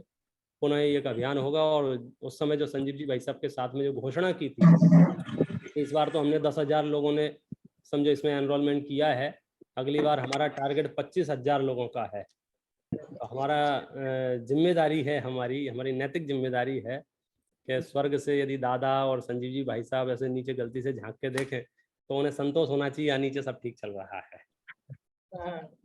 और यही उनकी सच्ची श्रद्धांजलि है। एक हम्बल रिक्वेस्ट और थी जी कि जो जैसे अभी चल रहा है, मतलब जैसे बहुत अच्छा लगा आज ये सब कुछ सुन के, आज सबको भी देख के और सबको, तो मेरा यही रिक्वेस्ट है कि इस तरह से अगर हम लोग अभी जैसे छुट्टियां भी चल रही हैं, बहुत से लोग फ्री भी हैं, मतलब नहीं भी हैं तो निकालेंगे। जैसे संजीव भैया के लिए हम लोग का बिल्कुल टाइम फिक्स था कि हम लोग को इस टाइम पे हमें सब काम छोड़ के बैठना है, तो बैठना ही है, उनके प्रवचन सुनने हैं, उनके तो इसी तरह से अगर हम लोग ये जो है विपिन जी सर का और ये आर्जव का, इनका सबका सानिध्य मिले, तो हम लोग एक टाइम फिक्स करके कुछ जैसे आज भी बहुत कुछ ज्ञान ऐसा मिला तो इस तरह से मतलब चलता रहे, तो शायद हम लोग का भी एक रूटीन सेट हो जाए और हम लोग भी कनेक्टिव, मतलब इनसे कनेक्ट होके और अपने आप को भी और बहुत से लोगों को इनसे कनेक्ट करें। तो ऐसे भी हैं ये लोग, अगर टाइम सेट कर दें कोई जैसे, तो बहुत बहुत मतलब विनती है मेरी कि ये हो जाए तो बहुत अच्छा है, क्योंकि संजीव भैया का हम लोग का एक टाइम फिक्स था, तो हम लोग अपना टाइम कैसे भी निकाल कर उस टाइम हम लोग को बिल्कुल एक अलर्ट हो जाते थे कि 8 बज गए, भैया का प्रवचन सुनना है, और 9 बजे तक उनका फिर जो भी मतलब उनका फिर रात को 10 बजे का भी उनका पास चैनल पे रहता था। तो हम लोग इतने कनेक्ट थे उस चीज से कि बस, और कनेक्टिविटी रहती थी तो मतलब चीज याद भी रहती थी कि हाँ आज ये है, आज ये पढ़ाया, तो ये चीज अब दोबारा में करनी है। तो अगर आप लोग अगर ऐसे कर सकें तो बहुत बहुत मेरी हम्बल रिक्वेस्ट है, फिर आप ऐसे भी देखें। मेरी अच्छी भावना है आपकी, और मैं जानकारी के लिए बता देना चाहता हूँ कि जो समय संजीव जी भाई साहब का चल रहा था, वो समय अभी भी संजीव जी भाई साहब का यथावत चल रहा है, और उस चैनल पे लगातार प्रवचन भी आ रहे हैं, लोग लाभ भी ले रहे हैं। साथ में समझो मेरा जो पहले का क्रम चल रहा था बीच में टूट गया था, बंद हो गया था 3-4 महीने, लेकिन पुनः सुबह संजीव जी भाई साहब का 9:20 से शुरू होता है, मेरा और उससे पहले 8:20 से शुरू होता है। और चूंकि यूट्यूब पे है तो आगे पीछे जाके भी अपनी सुविधा समय से सुन सकते हैं। और जुलाई के बाद अगस्त से शाम को रत्नकर्ण श्रावकाचार्य पर विशेष व्याख्यान और गैदरिंग, एवरी सैटरडे संडे गोष्ठियाँ, एवरी सैटरडे संडे वो चक्र वाला सिस्टम, वो सारा होने लग जाएगा। तो थोड़ा सा धैर्य रखिए और जुड़े रहिए, और चीज़ें चालू हैं और बेहतर होंगी और बेहतर होंगी। आर्जव को भी जब जैसा समय मिलेगा उसके भी व्याख्यान, उसके भी चीज़ें नियमित आपको धीरे धीरे सुनने को मिलेंगी। बस आपकी जिज्ञासा ही हमसे काम करवाएगी, और तो क्या करें। सही बात है, हाँ, सही बात सही है, बात है। सही बात है। भाई साहब वो नंबर मैंने सेंड कर दिया, प्लीज वो वीडियो सेंड करवा दीजिएगा, इसका रिकॉर्डिंग मतलब, सॉरी। हाँ जी, मिल जाएगा आपको। हाँ जी, मैंने नंबर भेज दिया है अपना, तो वो आगे नंबर रिकॉर्डिंग। आगे का नंबर नयन देखा हाँ नहीं जी, क्या है चेक मेन कर, चार्ट में। चेक कर ले कि नंबर आ गया ना। एक निवेदन है अशोक जी भाई साहब से और नयन जी से, क्योंकि आज जूम पर खाली 100 पार्टिसिपेंट ने इसमें भाग ले पाए थे। अपना जो विपिन जी का जो सतपथ फाउंडेशन का यूट्यूब चैनल है और जूम चैनल है, उस पर 500 से 1000 लोग एट ए टाइम जुड़ते हैं। हाँ, तो आज एक्चुअली क्या था कि आपका ये जो इनविटेशन था वो हमने चारों जगह वायरल कर दिया था, और कम से कम हमारे पास 30-40 लोगों के मैसेजेस आए थे कि भाई हम जुड़ना चाह रहे हैं लेकिन नहीं जुड़ पा रहे हैं। तो अगर आपको अनुकूलता होवे, नेक्स्ट टाइम कभी भी ये करें, तो सतपथ चैनल से अगर आप करेंगे तो 500 लोग एट ए टाइम जुड़ सकते हैं। जब जैसे हाँ, अनुकूलता हो। ये तो इन्होंने क्या है, सिंगापुर के लोकल के लोगों से रखा था और धीरे धीरे बढ़ते बढ़ते यहाँ तक पहुंच गया है शायद। हाँ, नहीं, जो आया वो हमने सब जगह भेज दिया था, तो भेजने में सबसे बड़ी दिक्कत ये हो गई कि अभी जैसे ही चालू हुआ तो लोगों का मतलब ये आया कि भैया 100 लोग ही जोड़ सकते हैं, इससे ज्यादा नहीं जुड़ सकते, और यूट्यूब पर चालू नहीं करा था। आगे आगे ध्यान आगे से ध्यान रखेंगे जरूर। हाँ, हम इसका ख्याल रखेंगे। अपने जो भी मैंने चैनल्स बोलना थे अपने चाहती पास हूँ। में, अपने पास में दूसरे चैनल्स थे जिसके अंदर के थ्रू हम कर सकते थे, लेकिन इस जूम चैनल को यूज किया था कि हमको नहीं हाँ, पता था कि 100 से संख्या बढ़ जाएगी। बहुत अच्छा लगा, लेकिन बहुत दुख हुआ कि कई लोग मिस कर गए। तो इसको जैसा कि आप लोगों ने कहा, जैसा विपिन जी ने भी कहा, इसको अपन यूट्यूब में इन एनी केस लगाने का करेंगे, जिससे इसका लाभ लोगों को मिल जाए। और आगे से इसको अपन इसके अंदर में कैपेसिटी बढ़ी जारी रहे, इसकी व्यवस्था आगे से रहेगी जब भी प्रोग्राम करेंगे। इसलिए जो भी जुड़ना चाहते हैं, आगे से आप सबको प्रेरणा दीजिए। अपने प्रोग्राम के अंदर में कोई लिमिटेशन नहीं रहेगी, ज्यादा से ज्यादा लोग जुड़ सकेंगे भविष्य में। जय जिनेंद्र भैया, आज के प्रोग्राम का रिकॉर्डिंग प्लीज यूट्यूब पर डाल दीजिए। हाँ, थैंक यू। हमारे साथ में आईएस जैन साहब भी जुड़े हुए हैं। भाई साहब, आप भी आकर जुड़े, बहुत अच्छा लगा। और हम लोग जो भी यहाँ पे प्रोग्राम करते हैं, देखो हिंदुस्तान के बराबर तो हम प्रोग्राम यहाँ पे कर नहीं सकते हैं, लेकिन जितना भी हम करते हैं और विपिन जी का साथ रहेगा, तो अपन प्रोग्राम यहाँ पर और भी करने की चेष्टा करेंगे। आप लोग सब जुड़े रहो, इससे हम लोगों को भी प्रेरणा मिलती है और यहाँ के लोगों को भी प्रेरणा मिलती है, और सब धीरे धीरे आगे बढ़ेंगे इस मार्ग के अंदर में। आपको बहुत बहुत धन्यवाद अशोक जी भाई साहब कि आपने इस बारे में सोचा, और खास करके आर्या और विपिन जी को मैं बहुत बहुत धन्यवाद देना चाहूँगा कि इस प्रकार इंटरनेशनल जो श्रोता हैं उनको भी कनेक्टेड रखेंगे। और जो विपिन जी भाई साहब ने जो सतपथ का जो उठाया है, जो भी पृथ्वीखंड विचार का, उसकी सफलता की मैं पूरी कामना करता हूँ। और आप ये प्रोग्राम जारी रखिए ताकि सिंगापुर के लोग बराबर उसकी वो लाभ ले सकें। जय जी जय। अरे अशोक भाई साहब, आपने तो बहुत अच्छा काम किया। आरजो को आप लाए पहली दफे, क्या आपको बोलूं कि जो काम इंडिया वाले न कर पाए वो हमारे अशोक भैया सिंगापुर से किया। इतना अच्छा काम किया कि देखो आरजो संजीव जी से डबल हो गया सवाया। आपने इतना अच्छा काम किया है आज अशोक जी, मेरा भी मन भर गया कि क्या काम करते हो आप वहाँ बैठ के। अब आप वापस सिंगापुर आ जाओ, वापस सिंगापुर आ जाओ। आप आरजब को भी यहीं पे बुला लेंगे, आरजब को यहीं पे रख लेंगे वापस। अरे आरजब को तो अभी बहुत पढ़ना है इंडिया में भैया, लेकिन आपने जो आरजब के लिए आज जो चांस दिया, और विपिन जी तो है ही अपने संजीव जी के भाई जैसे, और आपने तो पिता तुल्य का काम किया। बहुत बधाई हो आपको और अनीता को। हमारा यहाँ पे, आपको तो पता है, आपको सारा पता है अपना मंदिर जो कुछ यहाँ पे बना हुआ है, सब संजीव जी का किया हुआ है। और जब जुड़े सारा परिवार यहाँ से जुड़े, हम तो यही चाहते हैं। और अब मैंने कहा जैसा कि संजीव जी की जगह विपिन जी को लेना है, यहाँ पर हमारा मार्गदर्शन आगे आप ही को करना है। हाँ बस, और संजीव जी की गोद में आरजव है, क्या बांधा है। अरे विपिन जी की गोद में। नयन भैया, आपने भी बहुत अच्छा काम किया, आपको भी खूब बधाई हो। टेक्नोलॉजी तो पता नहीं किसने शोधी होगी, लेकिन आपने बहुत क्लीन, मेरे को बहुत बार पौने घंटे के बाद मिला अंदर एंट्री।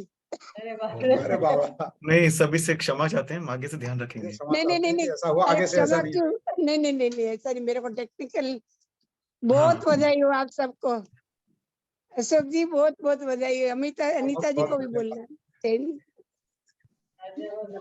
अब स्तुति करेंगे। आरजे अब इसको चालू रखना है बस, बिल्कुल ठीक है, तो एकदम इसको चालू रखो, और बहुत अच्छा बोला, और बिल्कुल इसको चालू रखो जिससे कि सब सुने तुम्हारा। सब आज तुम स्पेशल अट्रैक्शन थे यहाँ पर आने के लिए। ठीक है, सभी को जय जिनेंद्र। किरवाणी स्तुति कर ले नयन। हाँ।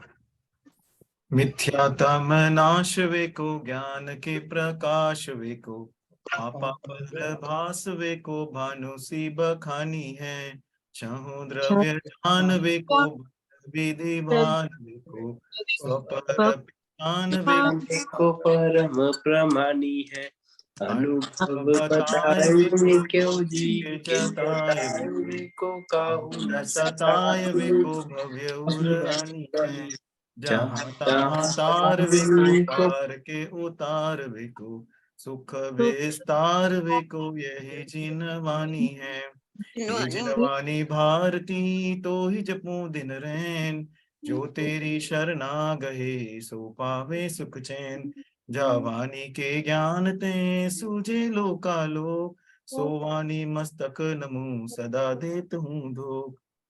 जय जिनेंद्र। सभी को जय जिनेंद्र। जय जय जिनेंद्र। जिनेंद्र। जय जिनेंद्र। जय जिनेंद्र। जय जिनेंद्र। जय जिनेंद्र। जय जिनेंद्र। जय जिनेंद्र। जय जिनेंद्र।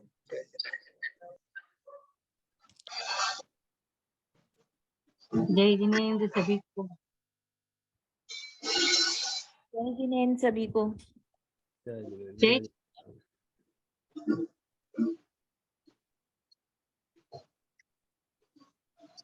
जय जिनेंद्र।